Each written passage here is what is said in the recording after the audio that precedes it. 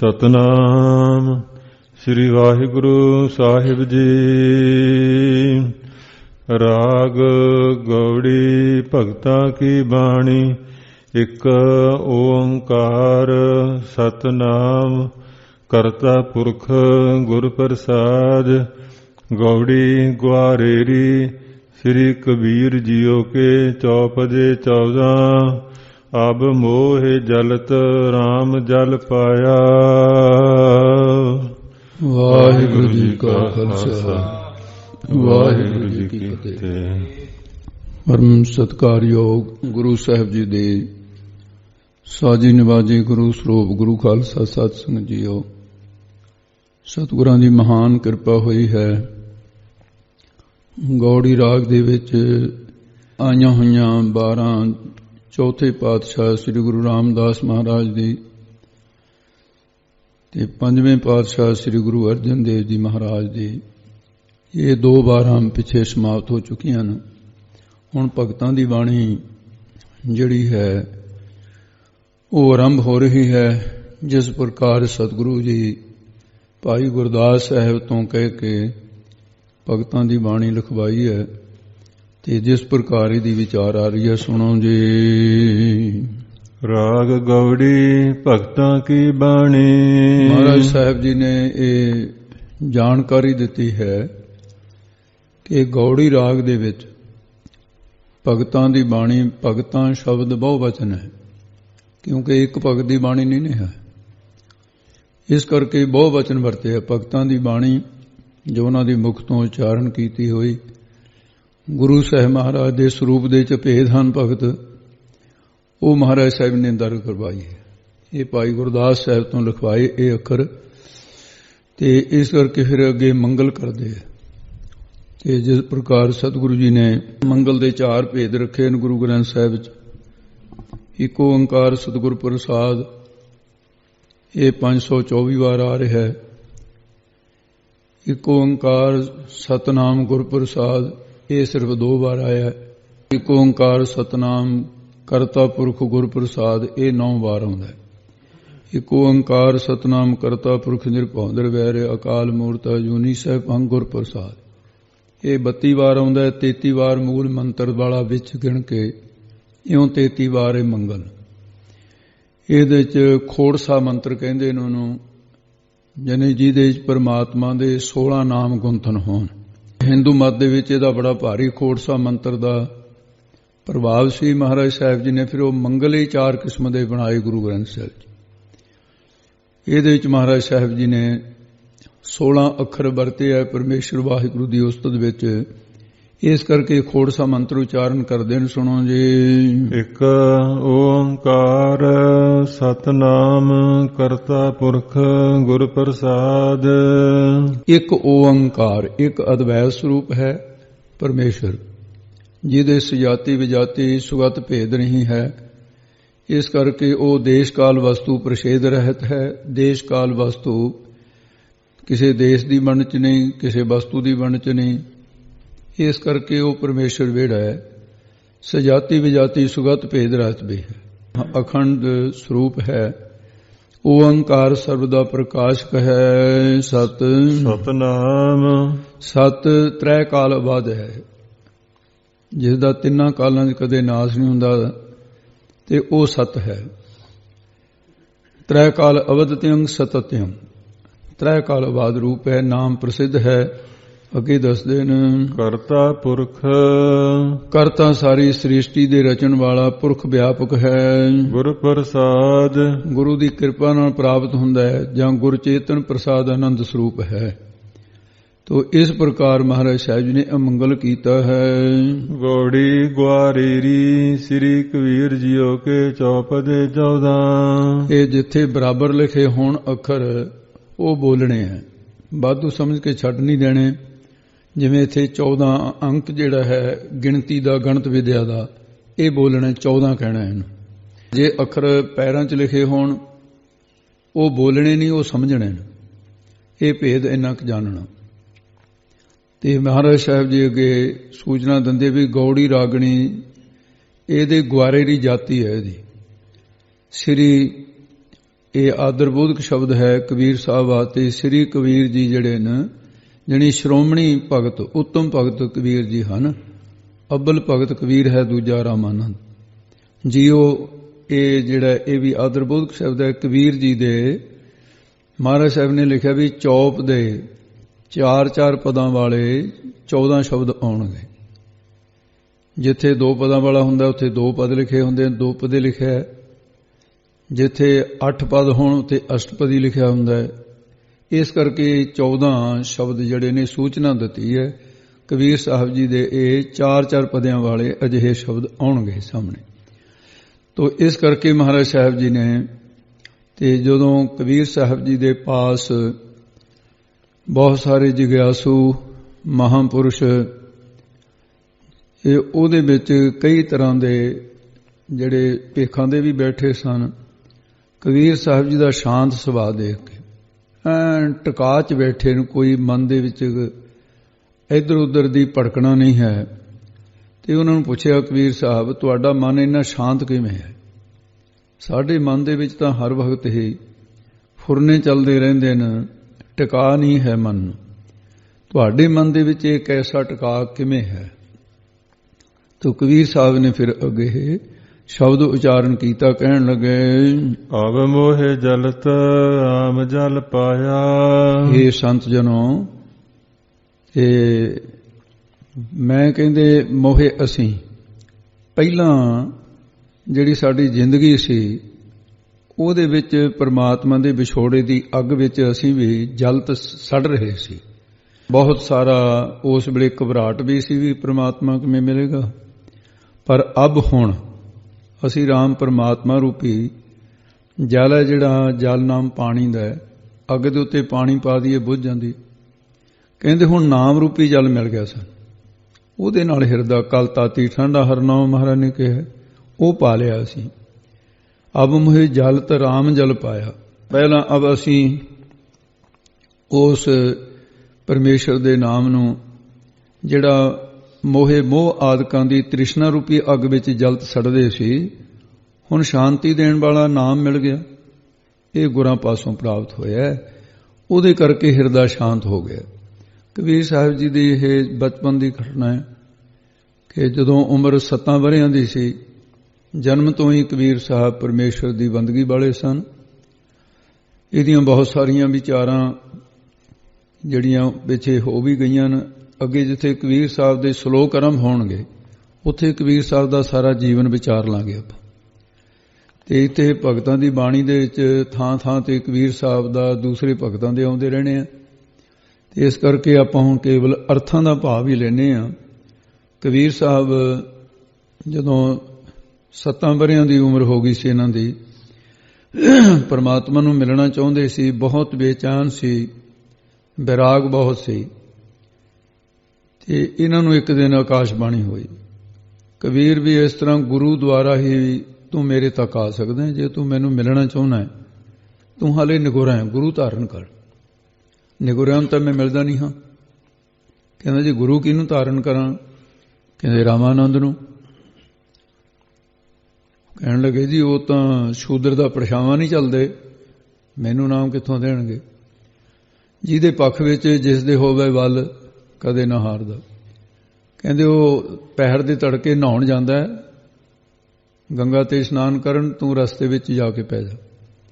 ਇਹ ਫਿਰ ਜਿੱਥੇ ਬ੍ਰਹਮ ਘਾਟ ਹੈ ਉੱਥੇ ਪੌੜੀਆਂ ਦੇ ਵਿੱਚ ਪੈ ਗਿਆ ਰਸਤੇ ਵਿੱਚ। ਉਹ ਅਚਾਨਕ ਹੀ ਦੇਖਿਆ ਹੈ ਨਾ ਰਾਮਾਨੰਦ ਦੀ ਪੈਰ ਦੀ ਖੜਾਮ ਦੀ ਠੋਕਰ ਵੱਜੀ। ਬੱਚਾ ਸੀ, ਰੋਣ ਲੱਗ ਪਿਆ। ਰਾਮਾਨੰਦ ਦਾ ਮਨ ਮੋਹ ਵਾਂਗੂ ਢਲ ਗਿਆ। ਉਹਨੇ ਕਿਹਾ ਉਹ ਸਵੇਰੇ ਸਵੇਰੇ ਪਾਪ ਹੋ ਗਿਆ ਮੇਰੇ ਕੋਲੋਂ, ਮੈਨੂੰ ਪਤਾ ਹੀ ਨਹੀਂ ਸੀ ਇੱਥੇ ਕੋਈ ਬੱਚਾ ਵੀ ਪਿਆ। ਉਹ ਕਬੀਰ ਪਿਆਰ ਉਹਦੇ ਸਿਰ ਤੇ ਹੱਥ ਰੱਖ ਕਹਿੰਦੇ ਬੱਚਾ ਰੋਏ ਨਹੀਂ ਰਾਮ ਕਹੋ।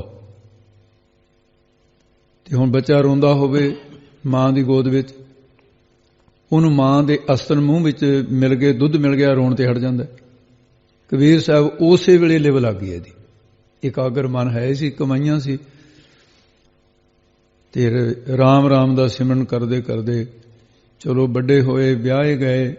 ਪਿਤਾ ਗਊ ਵੱਧ ਕਰਨੀ ਚਾਹੁੰਦਾ ਸੀ, ਕਹਿੰਦੇ ਮੈਂ ਵਿਆਹ ਹੀ ਨਹੀਂ ਕਰਾਉਣਾ ਜੇ ਗਊ ਮਾਰੇਗਾ ਤੂੰ। ਇਹ ਸੰਸਕਾਰ ਦਇਆਵਾਨ ਸੀ। ਪਹਿਲਾਂ ਨਾਮ ਜਪਣ ਵਾਲੇ ਦਾ ਹਿਰਦਾ ਦਇਆਵਾਨ ਹੁੰਦਾ। ਉਸ ਵੇਲੇ ਫਿਰ ਕਬੀਰ ਸਾਹਿਬ ਦੀ ਇੰਨੀ ਚੜ੍ਹਾਈ ਹੋ ਗਈ, ਬ੍ਰਾਹਮਣ ਨੂੰ ਕੋਈ ਪੁੱਛੇ ਨਾ, ਤੇ ਹੌਲੀ ਉਹ ਕਬੀਰ ਦੇ ਕੋਲ ਆ ਕੇ ਪੁੱਛੇ, ਕਹਿੰਦੇ ਉਹ ਤੂੰ ਜਲਾਹਿਆ, ਇੰਨੀ ਤੈਨੂੰ ਦੁਨੀਆ ਮੰਨਦੀ ਹੈ, ਤੈਨੂੰ ਪਤਾ ਵੀ ਤੇਰੀ ਤਾਂ ਕਲਿਆਣੀ ਨਹੀਂ ਹੋ ਸਕਦੀ, ਤੂੰ ਨਿਗੁਰਾ। ਉਹ ਕਹਿੰਦਾ ਮੇਰਾ ਗੁਰੂ ਰਾਮਾਨੰਦ ਹੈ। ਰਾਮਾਨੰਦ ਦੇ ਚੇਲੇ ਰੁੱਸ ਕੇ ਕਹਿੰਦੇ ਇਹਨੂੰ ਕਿਹੋ ਜਿਹਾ ਨਾਮ ਦੇ ਦਿੱਤਾ ਤੈਂ, ਸਾਨੂੰ ਕੋਈ ਨਹੀਂ ਪੁੱਛਦਾ। ਕਬੀਰ ਦੀ ਸਾਰੇ ਪਾਸੇ ਜੈ ਜੈਕਾਰ। ਉਹ ਕਹਿੰਦਾ ਮੈਂ ਤਾਂ ਨਾਮ ਸ਼ੂਦਰ ਨੂੰ ਦਿੰਦਾ ਨਹੀਂ। ਉਹ ਕਹਿੰਦੇ ਅਸੀਂ ਤਾਂ ਇਹੀ ਹੈਰਾਨ ਆ ਵੀ ਵੇਦ ਦੇ ਅਨੁਸਾਰ ਸ਼ੂਦਰ ਨੂੰ ਨਾਮ ਦਿੱਤਾ ਨਹੀਂ ਜਾ ਸਕਦਾ। ਉਹ ਕਹਿੰਦਾ ਮੈਂ ਨਹੀਂ ਦਿੱਤਾ ਹੈ। ਉਹ ਕਹਿੰਦਾ ਕਬੀਰ ਕਹਿੰਦਾ ਮੇਰਾ ਗੁਰੂ ਰਾਮਾਨੰਦ ਹੈ। ਉਹ ਕਹਿੰਦਾ ਜਦ ਮੈਂ ਤੁਹਾਨੂੰ ਕਹਿ ਦਿੱਤਾ ਨਹੀਂ, ਮੇਰੇ ਮੂੰਹ ਤੇ ਕਰਾ ਲਓ। ਉਹ ਕਬੀਰ ਨੂੰ ਕਹਿੰਦੇ ਚੱਲ ਆਪਣੇ ਗੁਰੂ ਦੇ ਮੂੰਹ ਤੇ ਹੋਸ। ਫਿਰ ਕਹਿੰਦਾ ਚਲੋ। ਹੁਣ ਉਹ ਬ੍ਰਾਹਮਣ ਸੀ, ਕਨਾਤ ਤਾਣ ਦਿੱਤੀ। ਕਨਾਤ ਦੇ ਉਹਲੇ ਕਬੀਰ ਨੂੰ ਬਿਠਾਤਾ। ਕਹਿੰਦਾ ਵੀ ਮੈਂ ਆਪਣਾ ਜਿਹੜਾ ਨਿਤ ਦਾ ਕਰਮ ਹੈ, ਮਾਨਸੀ ਪੂਜਾ ਕਰਦਾ ਹੁੰਦਾ ਸੀ, ਉਹ ਧਿਆਨ ਦੇ ਵਿੱਚ ਕਿਤੇ ਉਸ ਦਿਨ ਗਲਤੀ ਹੋ ਗਈ, ਪਰਮਾਤਮਾ ਨੇ ਕਰਾ ਦਿੱਤੀ ਉਹਦੇ ਕੋਲੋਂ। ਧਿਆਨ ਦੁਆਰਾ ਭਗਵਾਨ ਦਾ ਇਸ਼ਨਾਨ ਕਰਾਇਆ। ਧਿਆਨ ਦੀ ਉਹ ਮੂਰਤ, ਧਿਆਨ ਦਾ ਪਾਣੀ, ਧਿਆਨ ਦਾ ਇਸ਼ਨਾਨ ਤੇ ਧਿਆਨ ਦੇ ਵਸਤਰ। ਹੁਣ ਇਹ ਵੈਸ਼ਨਵ ਮਤ ਦੇ ਵਿੱਚ, ਬੈਰਾਗੀ ਮਤ ਦੇ ਵਿੱਚ ਕੰਠੀ ਗਲ ਵਿੱਚ ਆਉਂਦੀ ਹੈ, ਜਿਹੜੀ ਸ਼ਾਹ ਰਾਗ ਨਾਲ ਘੁੱਟ ਕੇ ਇੱਥੇ ਨਾਲ ਬੰਨੀ ਹੋਵੇ। ਉਹ ਭਗਵਾਨ ਦੇ ਗਲ ਦੇ ਵਿੱਚ ਕੰਠੀ ਪਾਉਣੀ ਭੁੱਲ ਗਿਆ। ਧਿਆਨ ਦੇ ਵਿੱਚ ਮੁਕਟ ਪਹਿਲਾਂ ਰੱਖ ਦਿੱਤਾ।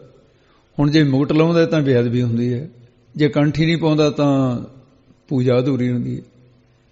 ਕਬੀਰ ਸਾਹਿਬ ਜੀ ਕਹਿੰਦੇ ਗੁਰੂ ਜੀ ਕੁੰਡੀ ਡੋਡਾ ਖੋਲ ਕੇ ਗਲ 'ਚ ਪਾ ਦਿਓ, ਐਨੇ ਕਾਹਨੂੰ ਤੰਗ ਹੋ ਰਹੇ ਹੋ। ਉਹਨੇ ਧਿਆਨ ਦੁਆਰਾ ਕੁੰਡੀ ਡੋਡਾ ਖੋਲਿਆ ਤੇ ਪਾ ਦਿੱਤਾ। ਕਹਿੰਦੇ ਬਈ ਇਹ ਕੌਣ ਹੈ ਜਿਹੜਾ ਬੋਲਿਆ ਸੀ? ਕਹਿੰਦੇ ਜੀ ਕਬੀਰ। ਕਹਿੰਦੇ ਕਬੀਰ ਇਉਂ ਦੱਸ ਵੀ ਤੂੰ ਕਹਿੰਦਾ ਮੇਰਾ ਗੁਰੂ ਰਾਮਾਨੰਦ ਹੈ, ਵੀ ਮੈਂ ਤੇਰਾ ਗੁਰੂ ਕਿਵੇਂ ਆ?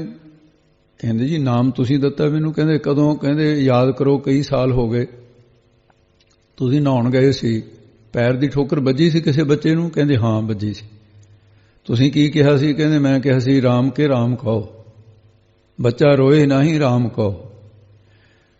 ਕਹਿੰਦੇ ਫਿਰ ਗੁਰੂ ਹੋਰ ਕੀ ਦਿੰਦਾ ਹੁੰਦਾ? ਨਾਮ ਹੀ ਦਿੰਦਾ ਹੁੰਦਾ। ਮੈਂ ਉਦੋਂ ਦਾ ਜਪ ਰਿਹਾ। ਕਹਿੰਦੇ ਤਾਕਤ ਕਿੱਥੋਂ ਮਿਲੀ ਤੈਨੂੰ ਇੰਨੀ? ਇਹ ਕਹਿੰਦੇ ਜੀ ਉਸੇ ਨਾਮ ਦੇ ਪ੍ਰਤਾਪ ਕਰਕੇ। ਕਹਿੰਦੇ ਫਿਰ ਕਨਾਤ ਲਾ ਦੋ। ਹੁਣ ਇਹ ਕਮਾਈ 'ਚ ਮੈਤੋਂ ਵੀ ਅੱਗੇ ਹੋ ਗਿਆ। ਅੱਬਲ ਭਗਤ ਕਬੀਰ ਹੈ, ਦੂਜਾ ਰਾਮ ਨੇ। ਕਹਿੰਦੇ ਉਦੋਂ ਮੈਂ ਵੀ ਬੜਾ ਤੜਫਦਾ ਫਿਰਦਾ ਸੀ। ਇਸ ਕਰਕੇ ਭਾਈ ਗੁਰਦਾਸ ਸਾਹਿਬ ਨੇ ਸਾਰੀ ਵਾਰਤਾ ਲਿਖੀ ਹੈ। ਹੋਏ ਬਰਖਤ ਬਨਾਰਸੀ ਰਹਿੰਦਾ ਰਾਮਾਨੰਦ ਗਸਾਈ, ਅੰਮ੍ਰਿਤ ਵੇਲੇ ਉੱਠ ਕੇ ਜਾਂਦਾ ਗੰਗਾ ਨਹਾਵਣ ਤਾਈ, ਅੱਗੋਂ ਹੀ ਦੇ ਜਾਏ ਕੇ ਲੰਮਾ ਪਿਆ ਕਬੀਰ ਤਥਾਈ, ਪੈਰੀ ਟੁੰਬ ਉਠਾਇਆ ਬੋਲੋ ਰਾਮ ਸਿੱਖ ਸਮਝਾਈ। ਭਾਈ ਗੁਰਦਾਸ ਦੀ ਵੀ ਗਵਾਹੀ ਹੈ। ਸੋ ਇਸ ਕਰਕੇ ਫਿਰ ਕਬੀਰ ਸਾਹਿਬ ਜੀ ਕਹਿੰਦੇ ਵੀ ਉਦੋਂ ਦੀ ਮੇਰੀ ਜਲਨ ਜਿਹੜੀ ਹੈ ਉਹ ਬੁਝ ਗਈ ਹੈ। ਹੋਰ ਜਨਮ ਸਾਖੀਆਂ ਦੇ ਵਿੱਚ ਜਾਂ ਇਤਿਹਾਸ ਦੇ ਵਿੱਚ ਇਹ ਗੱਲਾਂ ਨਹੀਂ ਮਿਲਦੀਆਂ। ਕਬੀਰ ਪੰਥੀਆਂ ਦੇ ਵਿੱਚੋਂ ਲਹਿਣਾ ਸਿੰਘ ਹੋਇਆ, ਉਹਨੇ ਫਿਰ ਇਹ ਸਾਰੀ ਵਾਰਤਾ ਲਿਖੀ ਹੈ। ਉਹਨੇ ਇਹ ਵੀ ਲਿਖਿਆ ਵੀ ਕਬੀਰ ਸਾਹਿਬ ਦੀ 106 ਵਰ੍ਹਿਆਂ ਦੀ ਉਮਰ ਵਿੱਚ ਪੰਜਕੋਸ਼ੀ ਤੋਂ ਆਉਂਦਿਆਂ ਨੂੰ ਗੁਰੂ ਨਾਨਕ ਦਾ ਮਿਲਾਪ ਹੋਇਆ।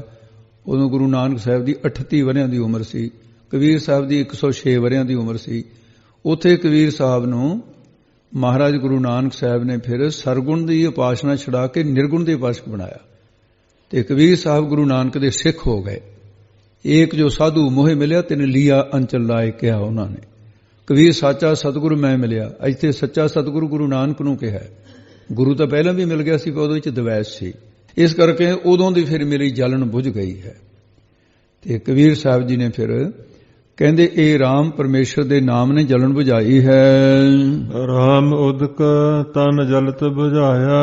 ਇਹ ਸੰਤ ਜਨੋ ਰਾਮ ਪਰਮੇਸ਼ਰ ਦੇ ਨਾਮ ਰੂਪੀ ਉਦਕ ਜਲ ਨੇ ਮੇਰੇ ਤਨ ਸਰੀਰ ਦੇ ਵਿੱਚੋਂ ਵਿਛੋੜੇ ਦੀ ਜਿਹੜੀ ਜਲਤ ਸਾੜ ਪੈ ਰਿਹਾ ਸੀ ਬੁਝਾ ਦਿੱਤਾ। ਪਰਮਾਤਮਾ ਮਿਲ ਗਿਆ।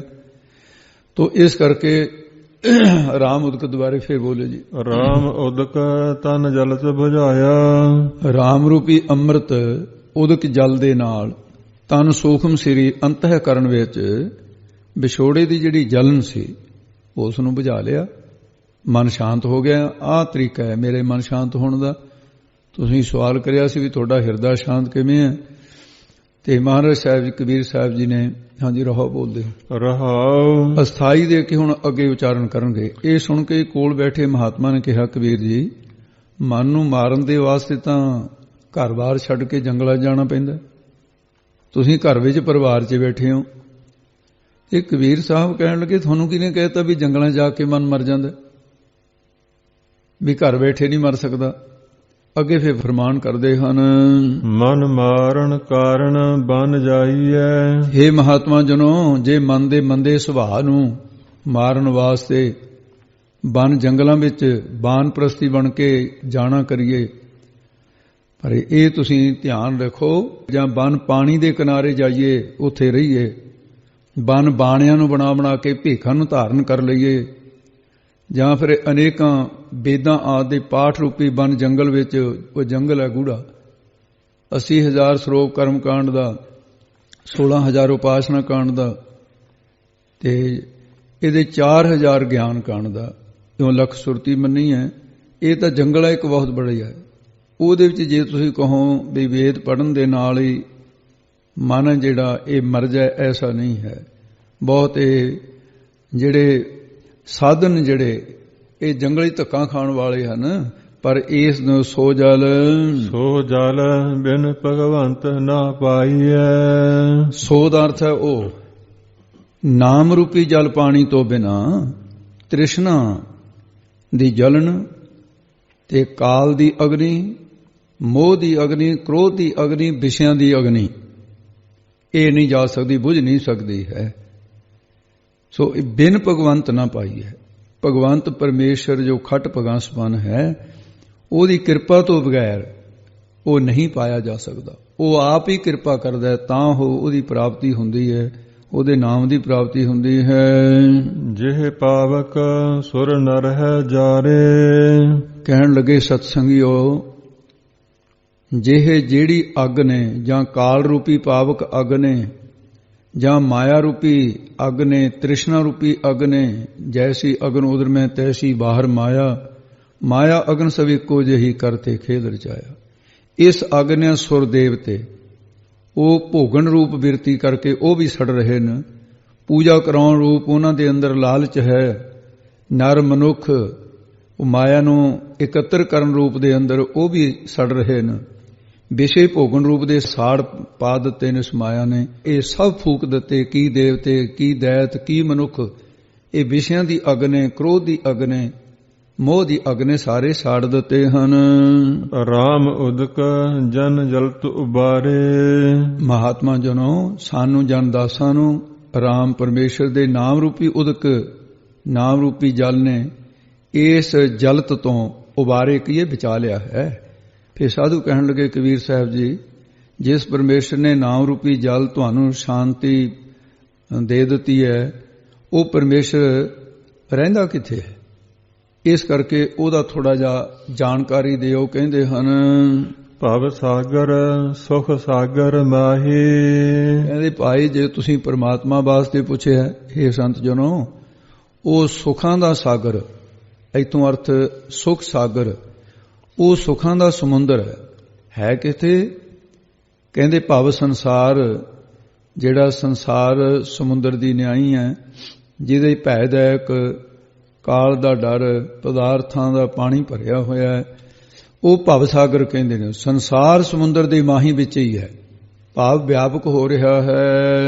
ਪੀਵ ਇਹ ਜਲ ਨਿਖੁੱਟਤ ਨਾਹੀ। ਤੇ ਇਸ ਕਰਕੇ ਉਹਦੇ ਨਾਮ ਰੂਪੀ ਜਲ ਨੂੰ ਜਿਹੜੇ ਪੀ ਰਹੇ ਨੇ, ਉਹਨਾਂ ਨੂੰ ਸੰਸਾਰ ਰੂਪੀ ਸਮੁੰਦਰ ਦੇ ਵਿੱਚੋਂ ਹੀ ਉਹਦੀ ਪ੍ਰਾਪਤੀ ਹੋਈ ਹੈ। ਸੁਖਾਂ ਦੇ ਸਮੁੰਦਰ ਪਰਮੇਸ਼ਰ ਵਿੱਚ ਪਰਚਦੇ ਨੇ। ਉਹ ਪਰਮਾਤਮਾ ਨਾਂ ਰੂਪੀ ਜਲ ਜਿਹੜਾ ਪਾਣੀ ਪੀਂਦੇ ਰਹਿੰਦੇ ਆ, ਇਹ ਅੰਮ੍ਰਿਤ ਰੂਪੀ ਜਲ ਨਿਖੁੱਟਤ, ਇਹ ਜਿਹੜਾ ਨਾ ਨਿਖੁੱਟਤ ਪਾਠ, ਇਹਨੂੰ ਭਾਈ ਧਿਆਨ ਦੇ ਨਾਲ ਕਰਨਾ ਹੈ। ਅਧਿਕ ਸਹਿਤ ਪਾਠ ਹੈ, ਨਿਖੁੱਟਤ ਨਾ ਬਣ ਜਵੇ। ਨਿਖੁੱਟਤ ਅਧਿਕ ਸਹਿਤ ਪਾਠ ਹੈ। ਇਹ ਨਿਖੁੱਟਤ ਨਾਮ ਮੁੱਕਣ ਦਾ ਹੁੰਦਾ, ਉਹ ਮੁੱਕਦਾ ਨਹੀਂ ਹੈ। ਕਬੀਰ ਸਾਹਿਬ ਜੀ ਨੂੰ ਫਿਰ ਕਹਿਣ ਲੱਗੇ, ਜੀ ਅਸੀਂ ਆਪਣੀ ਤਪਤ ਕਿਵੇਂ ਬੁਝਾਈਏ? ਇਹ ਤਾਂ ਹੋ ਗਈ ਨਾ ਤੁਹਾਡੀ ਕਹਾਣੀ। ਫਿਰ ਦੱਸਦੇ ਹਨ, ਕਹੇ ਕਬੀਰ ਪਜ ਸਾਰਿੰਗ ਪਾਨੀ। ਕਬੀਰ ਸਾਹਿਬ ਜੀ ਕਹਿਣ ਲੱਗੇ, ਹੇ ਸੰਤ ਜਨੋ, ਜਿਸ ਪਰਮੇਸ਼ਰ ਦੇ ਆਪਣੇ ਹੱਥਾਂ ਦੇ ਵਿੱਚ ਪਾਨੀ ਪਾਣ ਨਾਮ ਹੱਥਾਂ ਦਾ ਹੈ, ਗੈਂਡੇ ਦੇ ਸਿੰਘਾਂ ਵਾਲਾ ਸਾਰੰਗ ਨਾਮੀ ਧਨਕ ਆਪਣੇ ਹੱਥਾਂ 'ਚ ਪਕੜਿਆ ਹੋਇਆ ਹੈ, ਉਹਦਾ ਭਜਨ ਕਰੋ। ਸਰਗੁਣ ਸਰੂਪ ਦੇ ਵਿੱਚ ਐਸਾ ਮੰਨਿਆ ਹੈ। ਜਾਂ ਫਿਰ ਕਹਿ ਕਬੀਰ ਭਜ ਸਾਰੰਗ ਪਾਣੀ, ਸਾਰੰਗ ਪਪੀਹੇ ਨੂੰ ਕਹਿੰਦੇ ਨੇ। ਉਹ ਸਵਾਂਤੀ ਬੂੰਦ ਨੂੰ, ਪਾਣੀ ਨੂੰ ਤਰਸਦਾ ਹੈ। ਸਵਾਂਤੀ ਬੂੰਦ ਦੀ ਪ੍ਰਾਪਤੀ ਲਈ ਪ੍ਰਿਓ ਪ੍ਰਿਓ ਦੇ ਜਾਪ ਨੂੰ ਜਪਦਾ ਹੈ। ਤੇ ਇਸੇ ਤਰ੍ਹਾਂ ਉਹਦਾ ਜਾਪ ਕਰੋ। ਫਿਰ ਸਾ ਰਿੰਗ ਪਾਣੀ ਦੇ ਹੋਰ ਵੀ ਅਰਥ ਕੀਤੇ ਅਲੱਗ-ਅਲੱਗ ਕਰਕੇ। ਤੇ ਪਾਣੀ ਪਾਨ ਹੱਥਾਂ ਭਾਵ ਇੰਦਰੀਆਂ ਤੇ ਰਿੰਗ ਹਿਰਦਿਆਂ ਆਦਿਕ ਨੂੰ ਵੀ ਸਾ ਸ੍ਰੇਸ਼ਟਤਾਈ ਬਖਸ਼ਣ ਵਾਲਾ ਬ੍ਰਹਮ ਚੇਤਨ ਹੈ, ਉਹਦਾ ਭਜਨ ਕਰੋ। ਆਰਾਮ ਉਦਕ ਮੇਰੀ ਤਿਖਾ ਬੁਝਾਨੀ। ਪਰਮੇਸ਼ਰ ਦੇ ਨਾਮ ਰੂਪੀ ਉਦਕ ਜਲ ਦੇ ਨਾਲ, ਪ੍ਰਭੂ ਦੇ ਨਾਮ ਰੂਪੀ ਜਲ ਨੇ ਮੇਰੀ ਵਿਛੋੜੇ ਦੀ ਤ੍ਰਿਸ਼ਨਾ, ਵਿਸ਼ਿਆਂ ਦੀ ਤ੍ਰਿਸ਼ਨਾ, ਮੋਹ ਦੀ ਤ੍ਰਿਸ਼ਨਾ, ਇਹ ਸਾਰੀ ਜਿੰਨੀ ਵੀ ਸੀ ਨਾ ਅਗਨ ਰੂਪ ਹੋ ਕਰਕੇ ਲੱਗੀ ਸੀ, ਬੁਝਾ ਦਿੱਤੀ ਜਿਵੇਂ ਅੱਗ ਬੁਝ ਜਾਂਦੀ ਹੈ ਪਾਣੀ ਨਾਲ। ਨਾਮ ਨੇ ਮੇਰਾ ਹਿਰਦਾ ਠੰਡਾ ਕਰ ਦਿੱਤਾ ਹੈ। ਇਹ ਉਹਦਾ ਉੱਤਰ ਸੀ ਜਿਹੜਾ ਪ੍ਰੇਮੀਆਂ ਨੇ ਸਵਾਲ ਕੀਤਾ ਕਬੀਰ ਜੀ ਤੇ। ਗੌੜੀ ਕਬੀਰ ਜੀ। ਗੌੜੀ ਰਾਗ ਦੇ ਅੰਦਰ ਕਬੀਰ ਜੀ ਦਾ ਅਗਲਾ ਸ਼ਬਦ ਹੈ, ਮਾਧੋ ਜਲ ਕੀ ਪਿਆਸ ਨਾ ਜਾਏ। ਹੇ ਮਾਧੋ, ਮਾਇਆ ਨੂੰ ਕਹਿੰਦੇ ਹੈ। ਧੌ ਨਾਮ ਪਤੀ ਦਾ ਹੁੰਦਾ ਹੈ, ਧੌ ਨਾਮ ਆਸਰੇ ਦਾ ਵੀ ਹੁੰਦਾ ਹੈ। ਮਾਇਆ ਕੀ ਪਤੀ। ਹੇ ਪਰਮੇਸ਼ਰ, ਸਾਡੇ ਵਿੱਚੋਂ ਨਾਮ ਰੂਪੀ ਜਲ ਤੇ ਨਾਮ ਰੂਪੀ ਜਲ ਦੀ ਜਿਹੜੀ ਪਿਆਸ ਤ੍ਰੇ ਹੈ ਨਾ ਸਾਡੇ ਵਿੱਚ, ਨਹੀਂ ਜਾਏ ਜਾਂਦੀ, ਭਾਵ ਜਪਦੇ ਹੀ ਰਹੀਏ, ਇਹੀ ਜੀ ਕਿਰਪਾ ਕਰਦੇ। ਇਹ ਪਿਆਸ ਲੱਗੀ ਰਹੇ, ਨਾਮ ਦੀ ਪਿਆਸ।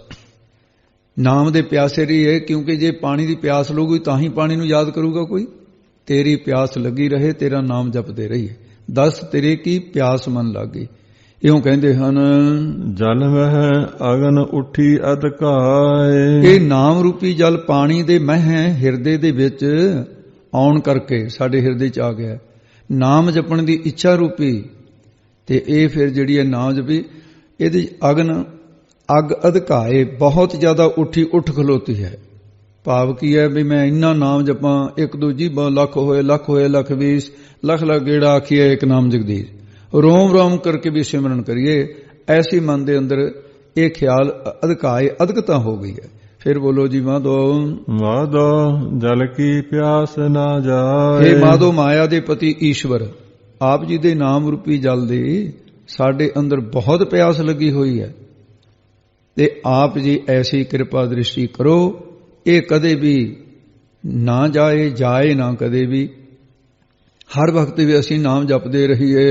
ਜਲ ਮਹਿ ਅਗਨ ਉੱਠੀ ਅਧਕਾਏ। ਤੇ ਹਰ ਵਕਤ ਬਣੀ ਰਹੇ। ਹੇ ਪਰਮੇਸ਼ਰ, ਜਦੋਂ ਅਧਕਾਏ ਬਹੁਤਾ ਜ਼ਿਆਦਾ ਆਪ ਜੀ ਦਾ ਨਾਮ ਰੂਪੀ ਜਲ ਸਾਡੇ ਹਿਰਦੇ ਵਿੱਚ ਪ੍ਰਾਪਤ ਹੋ ਗਿਆ, ਤਾਂ ਉਸ ਵੇਲੇ ਤ੍ਰਿਸ਼ਨਾ ਰੂਪੀ ਅੱਗ ਅੰਦਰੋਂ ਉੱਠ ਜਾਏਗੀ, ਭਾਵ ਨਿਮਿਰਤ ਹੋ ਜਾਊਗੀ। ਹੇ ਮਾਧੋ ਮਾਇਆਪਤੀ, ਜਿਨ੍ਹਾਂ ਨੂੰ ਇਹ ਤੀਸਰੇ ਅਰਥ ਵਿੱਚ ਥੋੜਾ ਜਿਹਾ ਹੋਰ ਬਦਲਾ ਹੈ, ਦੁਬਾਰੇ ਬੋਲ ਦਿਓ ਜੀ। ਮਾਧੋ ਜਲ ਕੀ ਪਿਆਸ ਨਾ ਜਾਏ। ਹੇ ਮਾਧੋ ਮਾਇਆਪਤੀ ਪਰਮੇਸ਼ਰ ਜੀ, ਜਿਨ੍ਹਾਂ ਨੂੰ ਪਦਾਰਥਾਂ ਰੂਪੀ ਜਲ ਦੀ ਪਿਆਸ ਤਰੇ ਲੱਗੀ ਹੋਈ ਹੈ, ਜਾਣੀ ਪਦਾਰਥਾਂ ਦੀ ਹਾਵੜਾ ਲੱਗਿਆ ਵੀ ਬਹੁਤੇ ਮਿਲਣ, ਉਹ ਕਦੇ ਵੀ ਨਾ ਨਹੀਂ ਜਾਏ ਜਾਂਦੀ ਉਹਨਾਂ ਦੀ ਹਿਰਦੇ ਚੋਂ।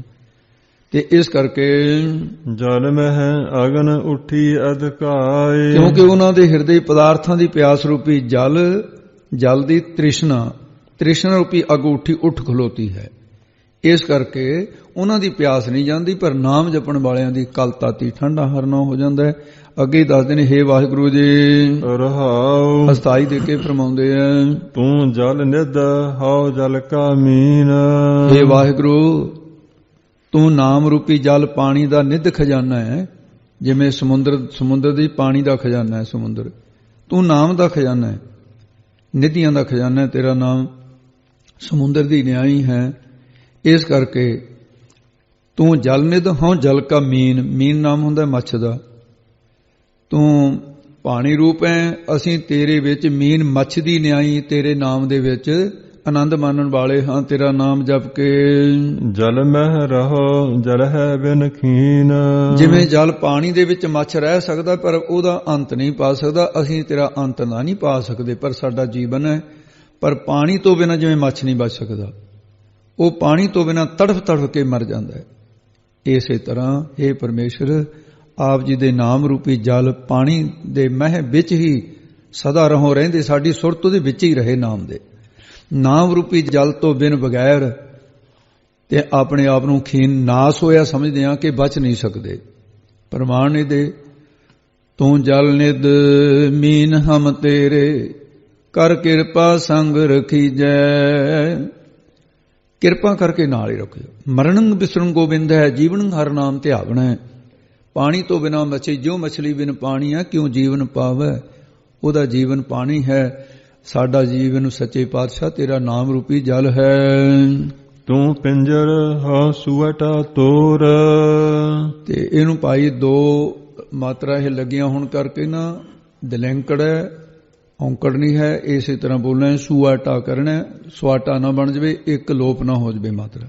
ਹੇ ਪਰਮੇਸ਼ਰ ਤੂੰ ਸਾਰਿਆਂ ਦਾ ਅਧਿਸ਼ਠਾਨ ਰੂਪ ਪਿੰਜਰ, ਪਿੰਜਰੇ ਦੀ ਨਿਆਈ ਹੈ। ਜਿਵੇਂ ਤੋਤੇ ਦਾ ਪਿੰਜਰਾ ਹੁੰਦਾ ਨਾ, ਉਹਦਾ ਪ੍ਰਮਾਣ ਦਿੱਤਾ ਹੈ।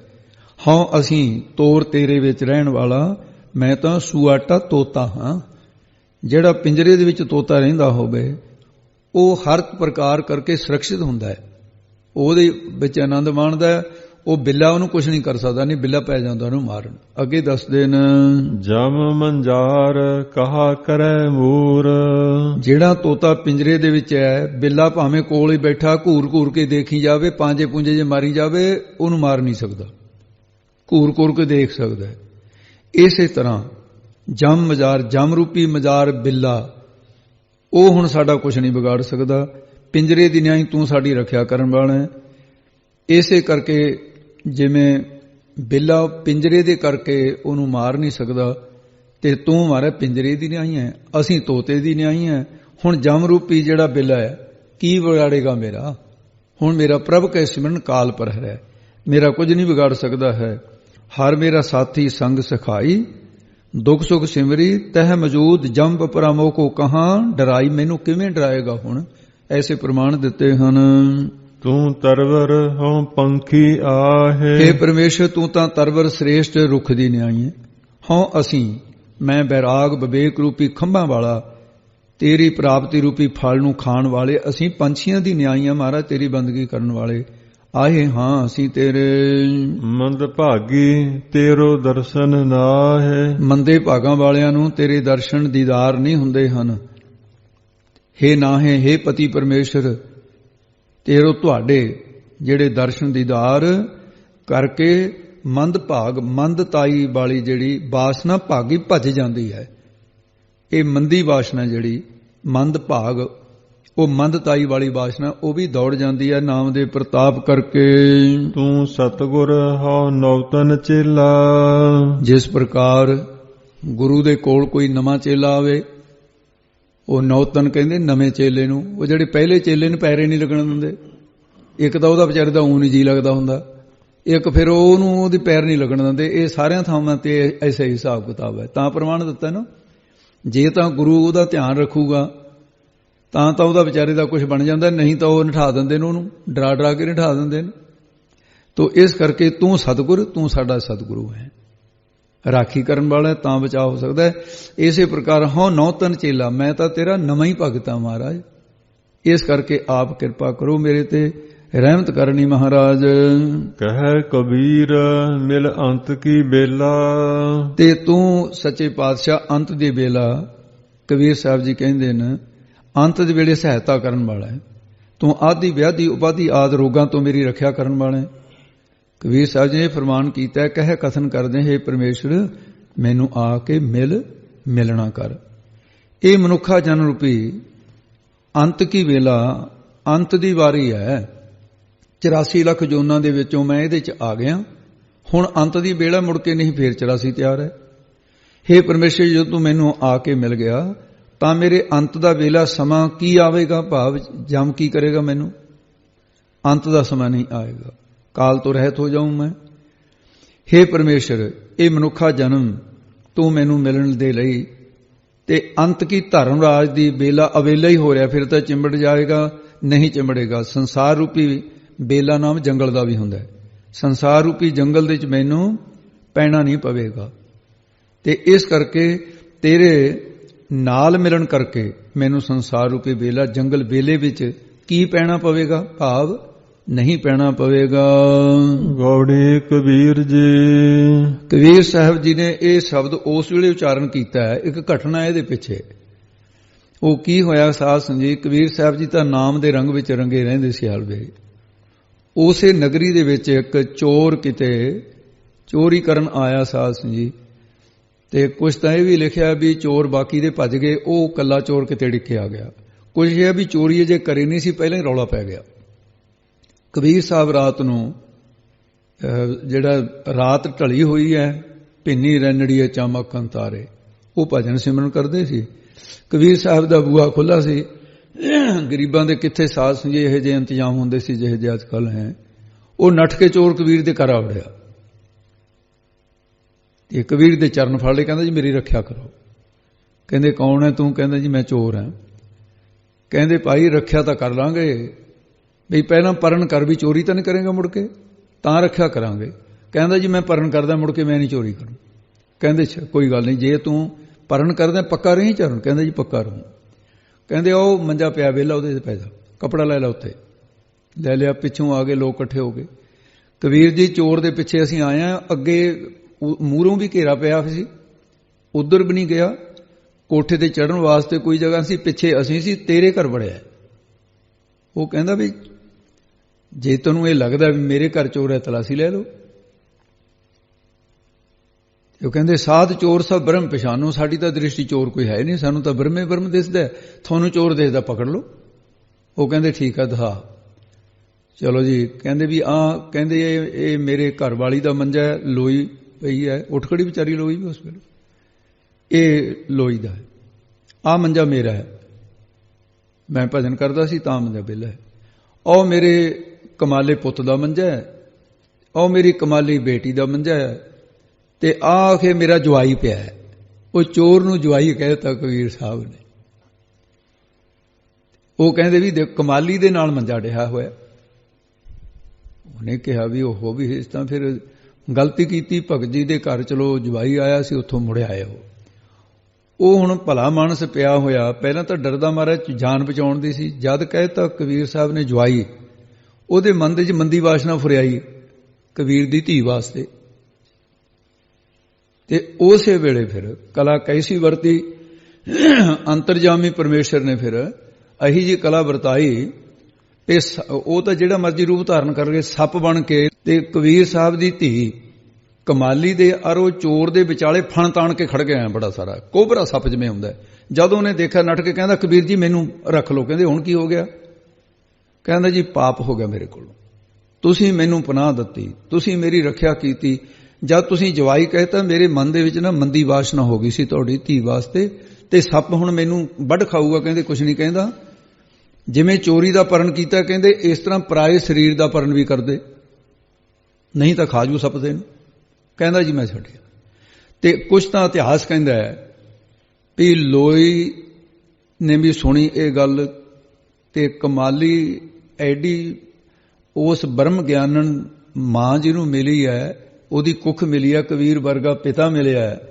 ਉਹ ਫਿਰ ਹੱਥ ਜੋੜ ਕੇ ਕਹਿੰਦੀ ਪਿਤਾ ਵੀ ਇੱਕੋ ਵਾਰੀ ਪਿਤਾ ਵਾਰ ਲੱਭਦਾ ਹੁੰਦਾ, ਹੁਣ ਮੇਰਾ ਤੁਸੀਂ ਇਹਨੂੰ ਪਤੀ ਕਹਿ ਦਿੱਤਾ ਹੈ, ਜਵਾਈ ਕਹਿ ਦਿੱਤਾ ਹੈ, ਵੀ ਹੁਣ ਹੋਰ ਥਾਂ ਵਿਆਹੁਣ ਦੀ ਲੋੜ ਨਹੀਂ।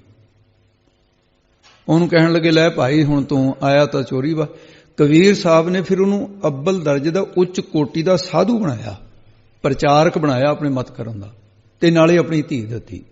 ਇਸ ਕਰਕੇ ਜਦੋਂ ਇਸ ਤਰ੍ਹਾਂ ਦਾ ਇਹ ਭਾਣਾ ਵਰਤਿਆ, ਜਦੋਂ ਲੋਕਾਂ ਨੂੰ ਲੱਗਿਆ ਪਤਾ ਸਵੇਰ ਹੋਈ, ਲੋਕ ਤਾਂ ਆ ਕੇ ਇਕੱਠੇ ਹੋ ਕੇ ਨਿੰਦਿਆ ਲੱਗੇ ਕਰਨ। ਕਹਿੰਦੇ ਚੋਰ ਨੂੰ ਇਹ ਕਹਿੰਦੇ ਇਸ ਨੇ ਤਾਂ ਆਪਣਾ ਜਵਾਈ ਕਹਿ ਦਿੱਤਾ ਹੈ। ਇਹ ਫਿਰ ਸਾਰੇ ਲੋਕ ਇਕੱਠੇ ਹੋ ਕਰਕੇ ਕਬੀਰ ਨੂੰ ਘੇਰ ਲਿਆ ਕੇ ਕਹਿੰਦੇ ਜੀ ਦੱਸੋ ਤੁਸੀਂ ਆਹ ਕੀ ਕੀਤਾ, ਐਡੀ ਮਾੜੀ ਗੱਲ। ਤੇ ਉਹਦੇ ਵਿੱਚ ਕਬੀਰ ਸਾਹਿਬ ਨੂੰ ਬੁਰਾ ਭਲਾ ਕਹਿਣ ਲੱਗੇ।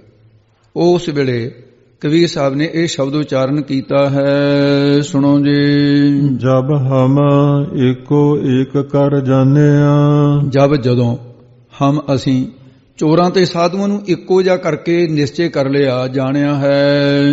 ਤਬ ਲੋਗ ਹੈ ਕਾਹੇ ਦੁੱਖ ਮਾਨਿਆ, ਕਹਿੰਦਾ ਮੈਂ ਹੈਰਾਨ ਆ ਵੀ ਤੁਹਾਨੂੰ ਦੁੱਖ ਕਿਹੜੀ ਗੱਲ ਦਾ ਲੱਗਿਆ। ਮੈਂ ਚੋਰ ਦੇ ਵਿੱਚ ਜੇ ਰੱਬ ਦੇਖ ਲਿਆ, ਅਸੀਂ ਇੱਕੋ ਇੱਕ ਬ੍ਰਹਮ ਨੂੰ ਦੇਖਿਆ, ਸਾਰੀ ਜਗ੍ਹਾ ਇੱਕੋ ਇੱਕ ਪਰਮਾਤਮਾ ਹੈ, ਮੇਰੇ ਵਿੱਚ ਵੀ ਉਹੀ ਇੱਕੋ ਹੈ, ਤੁਹਾਡੇ ਵਿੱਚ ਵੀ ਇੱਕੋ ਹੈ। ਤੁਸੀਂ ਕਿਉਂ ਦੁੱਖ ਮੰਨਿਆ ਵੀਰੇ? ਇਹ ਦੁੱਖ ਕਸ਼ਟ ਕਿਉਂ ਮੰਨਿਆ ਤੁਸੀਂ? ਉਸ ਵੇਲੇ ਇੱਕ ਬਹੁਤ ਬਾਹਲਾ ਹੀ ਗਰਮ ਜਿਹਾ ਹੋਇਆ। ਜਿਹੜੇ ਮਾੜੇ ਬੰਦੇ ਨੇ ਇਹੋ ਜਿਹੇ ਮੌਕੇ ਰੌਲਾ ਉਹ ਜ਼ਿਆਦਾ ਪਾਉਂਦੇ ਹੁੰਦੇ ਨੇ ਮੂਹਰੇ ਹੋ ਕੇ। ਉਹ ਆ ਕੇ ਕਹਿੰਦਾ ਇਹ ਬੇਪੱਤਾ, ਬੇਪੱਤਾ, ਇਹਨੂੰ ਕੋਈ ਆਣ ਇੱਜ਼ਤ ਹੈ? ਇਹ ਚਾਂਵਲ ਗਿਆ ਜਲਾਹਾ, ਲੋਕ ਮੱਥੇ ਟੇਕਣ ਲੱਗ ਗਏ ਇਹਨੂੰ। ਇਹ ਸਾਧਾਂ ਨੂੰ ਭੋਜਨ ਖਵਾਉਂਦਾ, ਬ੍ਰਾਹਮਣਾਂ ਨੂੰ ਭੋਜਨ ਨਹੀਂ ਖਵਾਉਂਦਾ। ਔਰ ਫਿਰ ਇਹ ਇਹੋ ਜਿਹਾ ਅਪੱਤਾ ਹੈ। ਕਹਿੰਦੇ ਬਾਣੀਏ ਨੂੰ ਆਪਣੇ ਘਰ ਵਾਲੀ ਆਪ ਛੱਡਿਆ ਆਇਆ ਸੀ ਉੱਥੇ ਜਾ ਕੇ। ਇਹ ਇਹੋ ਜਿਹਾ ਅਪੱਤਾ ਹੈ। ਉਹ ਕਾਕੂ ਬਾਣੀਆ ਸੀ ਉਹਦਾ ਨਾਂ। ਉਹਦਾ ਅਹਿਸਾਸ ਜੀ ਇਸ ਤਰ੍ਹਾਂ ਦਾ ਪ੍ਰਸੰਗ ਹੈ ਕਿ ਵੀਰ ਸਾਹਿਬ ਦੇ ਘਰੇ ਇੱਕ ਵਾਰੀ ਪ੍ਰਸ਼ਾਦੇ ਲੰਗਰ ਪਾਣੀ ਮਸਤਾਨਾ ਹੋਇਆ ਸੀ। ਸਾਧੂ ਆ ਗਏ, ਕਹਿੰਦੇ ਲੋਈ ਵੀ ਕੁਛ ਨਾ ਕੁਛ ਕਰਨਾ ਪਊਗਾ, ਤੂੰ ਹੀ ਕੋਈ ਹਿੰਮਤ ਕਰ ਲੈ। ਕਹਿੰਦੀ ਜੀ ਚਲੋ ਮੈਂ ਦੇਖਦੇ ਹਾਂ। ਜੇ ਆਧਾਰ ਮੈਨੂੰ ਬਾਣੀਆਂ, ਕਾਕੂ ਬਾਣੀਆਂ ਸੀ ਉੱਥੇ, ਉਹਨੂੰ ਉਹਦਾ ਮਨ ਪਹਿਲਾਂ ਹੀ ਬੇਈਮਾਨ ਹੋਇਆ ਵਾ ਸੀ ਲੋਈ ਦੇ ਉੱਤੇ। ਉਹ ਨਿਗਾਹ ਬਦਲੀ ਹੋਈ ਸੀ ਉਹਦੀ। ਜਾ ਕੇ ਲੋਈ ਭਗਤਣੀ ਕਹਿਣ ਲੱਗੀ ਬਾਣੀਏ ਨੂੰ, ਕਹਿੰਦੀ ਸੇਠ ਜੀ ਸਾਡੇ ਘਰ ਸੰਤ ਆ ਗਏ ਪ੍ਰਾਹੁਣੇ, ਸਾਨੂੰ ਰਾਸ਼ਨ ਚਾਹੀਦਾ ਪਰ ਪੈਸਾ ਹੈ ਨਹੀਂ, ਆਧਾਰ ਕਰ ਲੈ। ਉਹ ਕਹਿੰਦਾ ਆਧਾਰ ਦੀ ਵੀ ਕੋਈ ਗੱਲ ਨਹੀਂ, ਮੈਂ ਤੁਹਾਡੀ ਲੋੜ ਪੂਰੀ ਕਰ ਦਿੰਦਾ, ਤੂੰ ਮੇਰੀ ਲੋੜ ਪੂਰੀ ਕਰ ਦੇ। ਕਹਿੰਦੀ ਅੱਛਾ, ਜੇ ਸੰਤਾਂ ਵਾਸਤੇ ਵੀ ਤਨ ਵੀ ਦੇਣਾ ਪੈ ਗਿਆ ਕੋਈ ਬਾਤ ਨਹੀਂ, ਮੇਰੇ ਪਤੀ ਦੀ ਖੁਸ਼ੀ ਹੈ। ਕਹਿੰਦੀ ਕੋਈ ਗੱਲ ਨਹੀਂ ਹੈ, ਠੀਕ ਹੈ ਮੈਂ ਰਾਤ ਨੂੰ ਆ ਜਾਊਂਗੀ। ਉਹ ਤਾਂ ਖੁਸ਼ ਹੋ ਗਿਆ, ਰਾਸ਼ਨ ਪਾਣੀ ਲੈ ਕੇ ਲਈ ਚਲੀ ਗਈ। ਸੰਤਾਂ ਨੂੰ ਪ੍ਰਸ਼ਾਦਾ ਛਕਾਇਆ, ਸੰਤ ਵਿਦਾ ਹੋ ਗਏ। ਉਧਰੋਂ ਮੀਂਹ ਪੈਣ ਲੱਗਿਆ, ਛਾਛੜੀਦਾਰ ਮੀਂਹ। ਕਬੀਰ ਸਾਹਿਬ ਨੂੰ ਵਾਰਤਾ ਦੱਸੀ। ਕਹਿੰਦੇ ਲੋਈ ਕਿਵੇਂ ਮਿਲਿਆ ਰਾਸ਼ਨ? ਕਹਿੰਦੀ ਜੀ ਐਂ ਮਿਲਿਆ। ਅੱਛਾ ਫਿਰ ਤਾਂ ਬਚਨ ਪਾਲਣਾ ਚਾਹੀਦਾ ਹੈ। ਕਹਿੰਦੀ ਜੀ ਮੀਂਹ ਬਹੁਤ ਪੈਂਦਾ ਹੈ। ਕਬੀਰ ਸਾਹਿਬ ਨੇ ਖੇਸ ਦਾ ਝੁੰਮ ਮਾਰ ਲਿਆ, ਮੋਢੇ ਤੇ ਚੁੱਕ ਕੇ ਲੋਈ ਨੂੰ ਲੈ ਗਏ, ਜਾ ਕੇ ਬਾਣੀਏ ਦੇ ਮਕਾਨ ਦੇ ਮੂਹਰੇ ਲਾ ਦਿੱਤੀ। ਜਦੋਂ ਲੋਈ ਅੰਦਰ ਵੜੀ, ਉਹ ਦੇਖ ਕੇ ਪਹਿਲਾਂ ਉਡੀਕ ਰਿਹਾ ਸੀ। ਕੰਮ ਹੀ ਬੰਦਾ ਤੜਫਦਾ ਹੁੰਦਾ ਜਿਵੇਂ ਸੱਪ ਜ਼ਹਿਰ ਘੋਟਦਾ। ਉਹ ਲੋਈ ਨੂੰ ਦੇਖ ਕੇ ਕਹਿੰਦਾ ਤੇਰੇ ਕੱਪੜੇ ਸੁੱਕੇ ਨੇ, ਮੀਂਹ ਬਾਹਰ ਤਾਂ ਗਲੀਆਂ 'ਚ ਵੀ ਪਾਣੀ ਭਰ ਗਿਆ, ਤੂੰ ਕਿਵੇਂ ਸੁੱਕੇ ਕੱਪੜੇ ਨੇ ਤੇਰੇ? ਉਹ ਕਹਿੰਦੀ ਤੂੰ ਆਪਣਾ ਕੰਮ ਕਰ, ਤੈਂ ਕੀ ਲੈਣਾ? ਉਹ ਕਹਿੰਦਾ ਨਹੀਂ ਮੈਨੂੰ ਸੱਚ ਦੱਸ ਕਿਵੇਂ? ਕਹਿੰਦੀ ਮੇਰਾ ਪਤੀ ਕਬੀਰ ਝੁੰਮ ਮਾਰ ਕੇ ਲੈ ਕੇ ਆਇਆ ਬਚਨ ਪਾਲਣ ਵਾਸਤੇ। ਉਹਦੇ ਮਨ ਦੇ ਉਸੇ ਵੇਲੇ ਪਰਮਾਤਮਾ ਨੇ ਵਿਕਾਰਾਂ ਦੀ ਭਾਵਨਾ ਨਸ਼ਟ ਕਰ ਦਿੱਤੀ ਸਾਰੀ। ਲੋਈ ਦੇ ਪੈਰੀਂ ਡਿੱਗ ਪਿਆ, ਕਹਿੰਦਾ ਤੂੰ ਮੇਰੀ ਮਾਂ ਅੱਜ ਤੋਂ ਬਾਅਦ, ਮੈਂ ਤੇਰਾ ਪੁੱਤ, ਮੈਨੂੰ ਬਖਸ਼ ਲੈ। ਇਸ ਕਰਕੇ ਲੋਕ ਇਹ ਗੱਲ ਕਹਿ ਰਹੇ, ਕਹਿੰਦੇ ਕਬੀਰ ਸਾਹਿਬ ਦੀ ਇਹ ਬਾਤ ਪ੍ਰਸਿੱਧ ਹੋਈ, ਸੰਤਨ ਹਿਤ ਵੇਚੀ ਜਿਨ ਤੀਆ।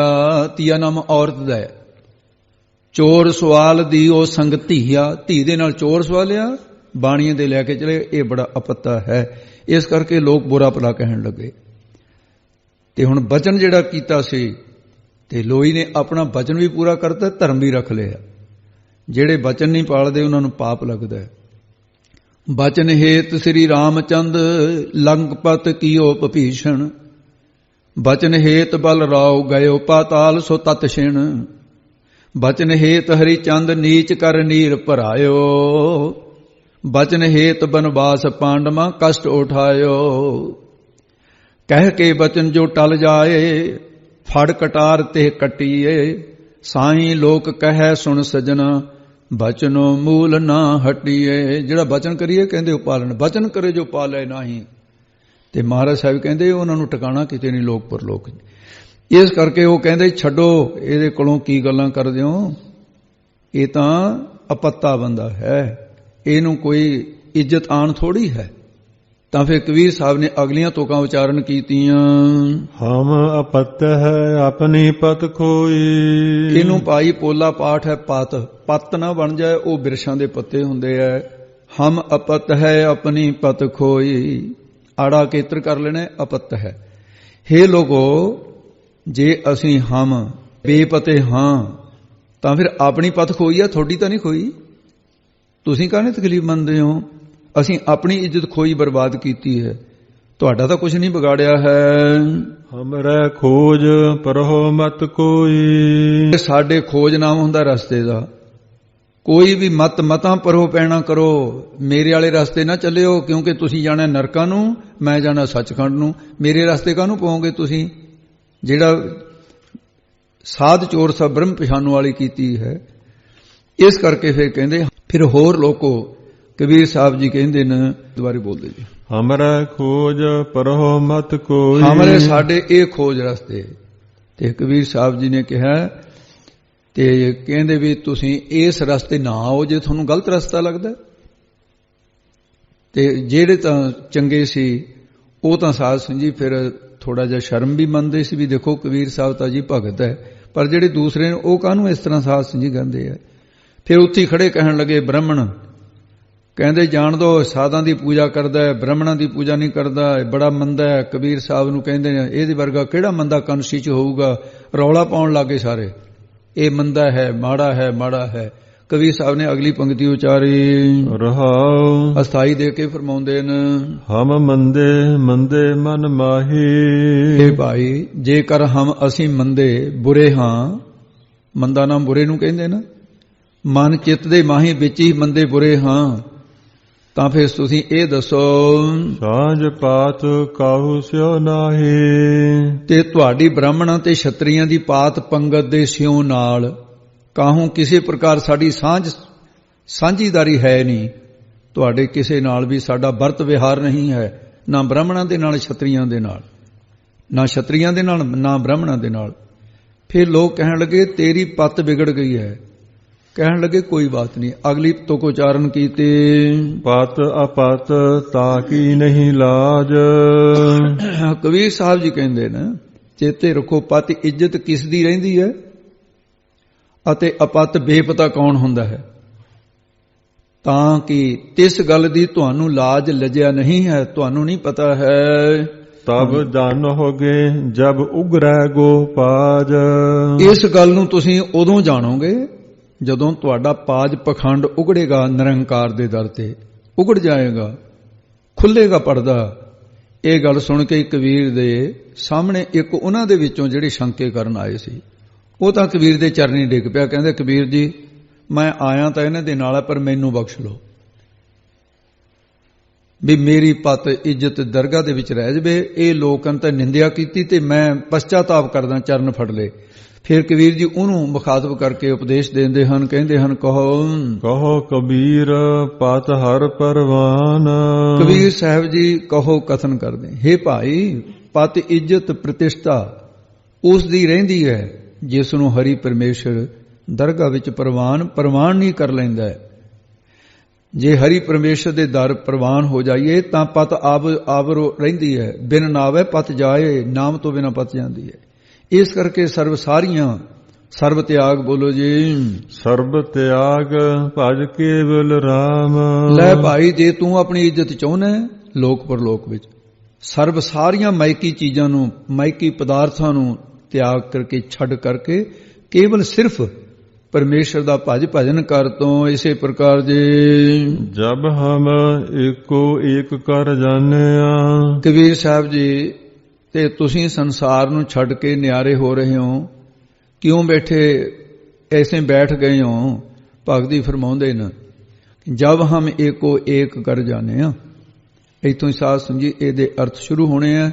ਹੇ ਭਾਈ ਜਦੋਂ ਅਸੀਂ ਇਹ ਕਰਕੇ ਜਾਣਿਆ, ਜਾਣ ਲਿਆ ਕਿ ਇੱਕੋ ਹੀ ਨਿਰਗੁਣ ਸਰੂਪ ਹੈ। ਦੋ ਵਾਰੀ, ਇੱਕ ਵਾਰੀ ਏਕੋ ਹੈ, ਇੱਕ ਵਾਰੀ ਏਕ ਹੈ। ਇੱਕ ਵਾਰੀ ਏਕੋ ਇੱਕ ਨਿਰਗੁਣ ਸਰੂਪ ਹੈ ਤੇ ਇੱਕੋ ਹੀ ਸਰਗੁਣ ਸਰੂਪ ਹੈ।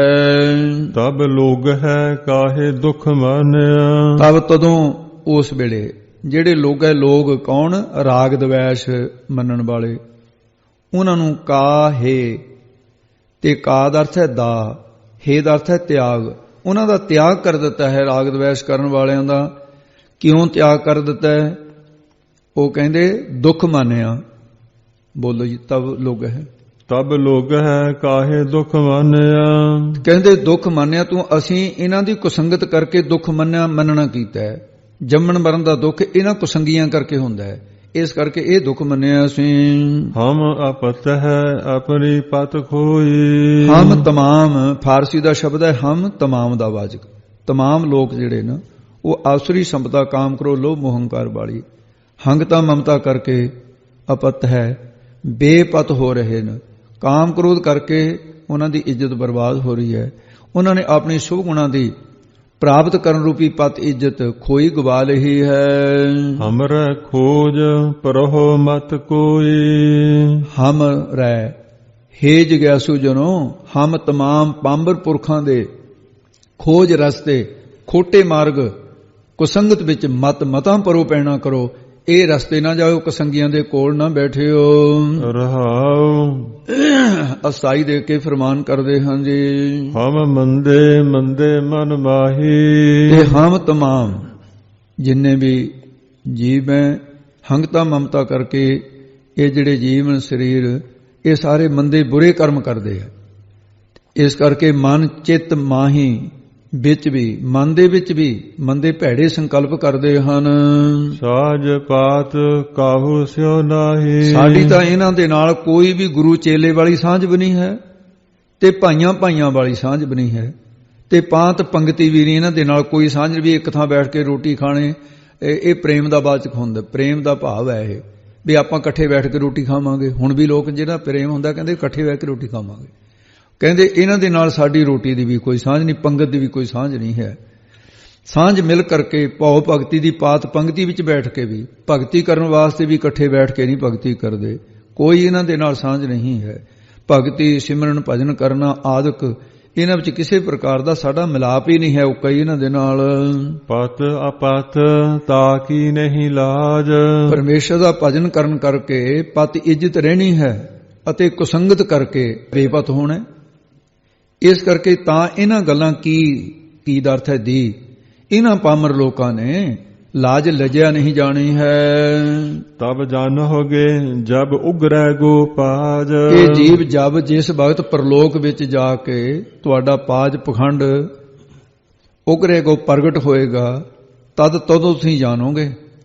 ਅਸੀਂ ਆਪਣਾ ਮਨੁੱਖਾ ਜਨਮ ਜਿਹੜਾ ਐਵੇਂ ਵਿਅਰਥ ਹੀ ਗਵਾ ਲਿਆ, ਤਬ ਜਾਣੋਗੇ ਫਿਰ ਤੁਸੀਂ।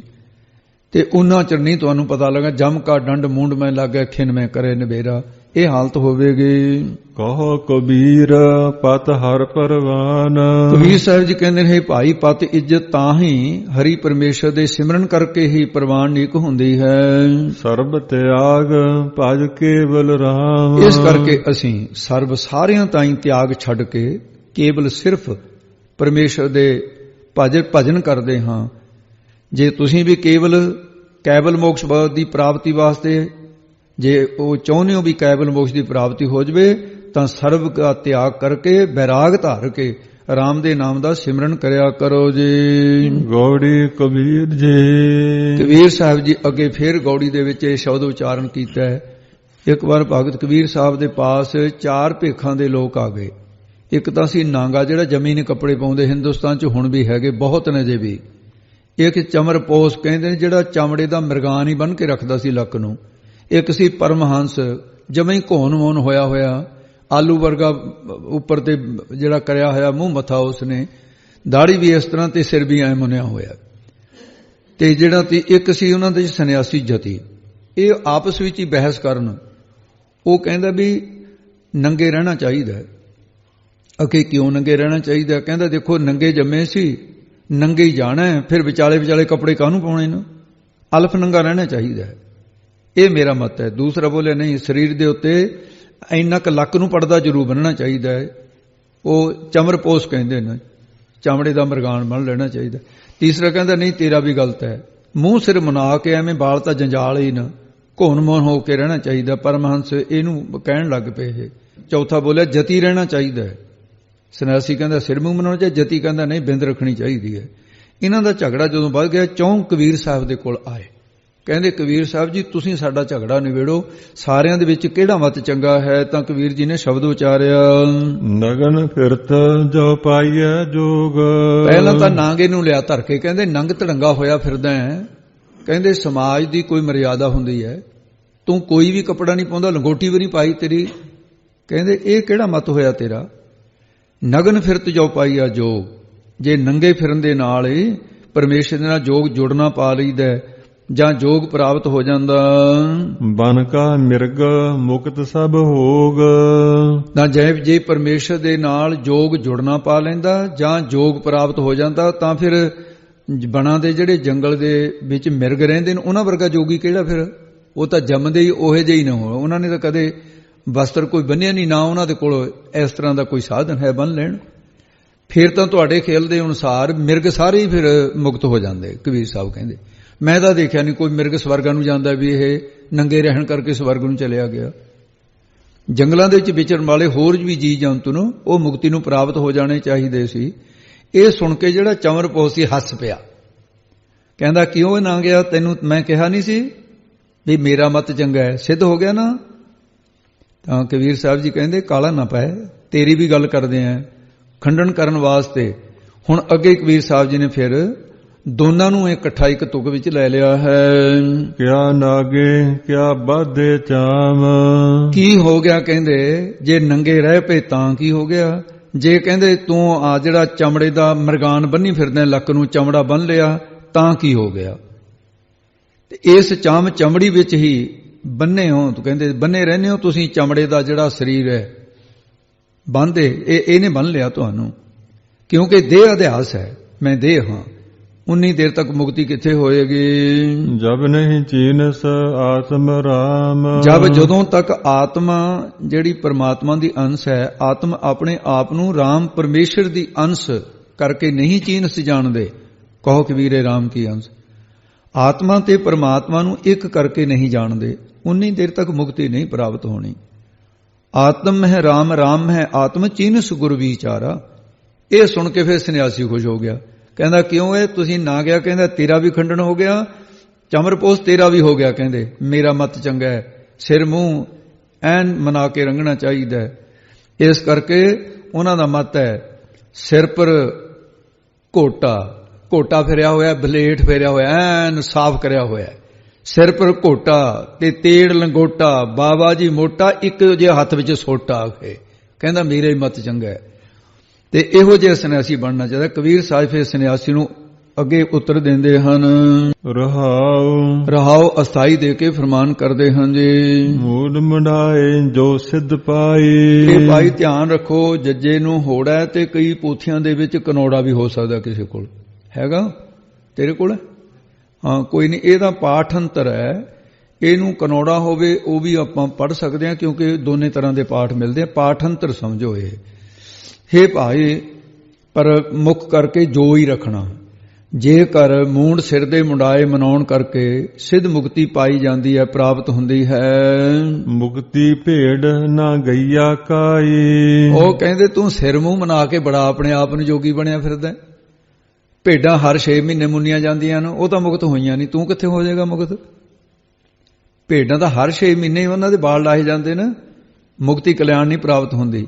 ਕਦੇ ਨਹੀਂ ਦੇਖਿਆ ਵੀ ਭੇਡਾਂ ਵਿਮਾਨ ਤੇ ਚੜੀਆਂ ਜਾਂਦੀਆਂ ਨੇ ਵੀ ਇਹਨਾਂ ਨੇ ਬਾਲ ਕਟਾਏ ਸੀ ਤਾਂ ਇਹ ਹੁਣ ਚੱਲੀਆਂ ਨੇ ਸੱਚਖੰਡ ਨੂੰ। ਜਿਹੜੇ ਲੋਕ ਸਾਧ ਸਿੰਘ ਜੀ ਸਿਰ ਮੂੰਹ ਮਨਾਉਂਦੇ ਆ ਨਾ, ਉਹਨਾਂ ਕੋਲ ਕਹਿੰਦੇ ਜੀ ਗੁਰਬਾਣੀ ਵੀ ਤਾਂ ਲਿਖਿਆ ਹੋਇਆ। ਅਖੇ ਕਿੱਥੇ ਲਿਖਿਆ? ਕਹਿੰਦੇ ਜੀ ਕਬੀਰ ਸਾਹਿਬ ਨੇ ਕਿਹਾ ਵੀ ਉੱਥੇ ਤਾਂ ਇਹ ਕਿਹਾ ਵੀ ਕਬੀਰ ਪ੍ਰੀਤ ਏਕ ਸੂ ਕੀ ਇਹ ਆਨੰਦ ਉਬਦਾ ਜਾਏ, ਭਾਵੇਂ ਲਾਂਬੇ ਕੇਸ ਕਰ ਭਾਵੇਂ ਘਰ ਮੁੜਾਏ, ਭਾਵੇਂ ਐਨ ਘਸਾ ਕੇ ਮੰਨਦੇ ਹੋ। ਉੱਥੇ ਇਹ ਅਰਥ ਥੋੜੀ, ਅਰਥ ਤਾਂ ਦੇਖੋ ਉੱਥੇ ਕੀ ਹੈ। ਉੱਥੇ ਵੀ ਦੋ ਵਿਅਕਤੀਆਂ ਦਾ ਝਗੜਾ ਸੀ, ਉਹਨੂੰ ਖੰਡਨ ਕਰਨ ਵਾਸਤੇ ਦੋਨਾਂ ਨੂੰ ਉਪਦੇਸ਼ ਦਿੱਤਾ ਹੈ। ਉਹ ਉੱਥੇ ਸ਼ਲੋਕਾਂ 'ਚ ਖੁੱਲ੍ਹ ਜਾਏਗੀ ਗੱਲ। ਕਬੀਰ ਸਾਹਿਬ ਜ਼ੋਰਦਾਰ ਸ਼ਬਦਾਂ 'ਚ ਮੁੰਡਣ ਤੇ ਖਿਲਾਫ ਰਹੇ ਹੈ।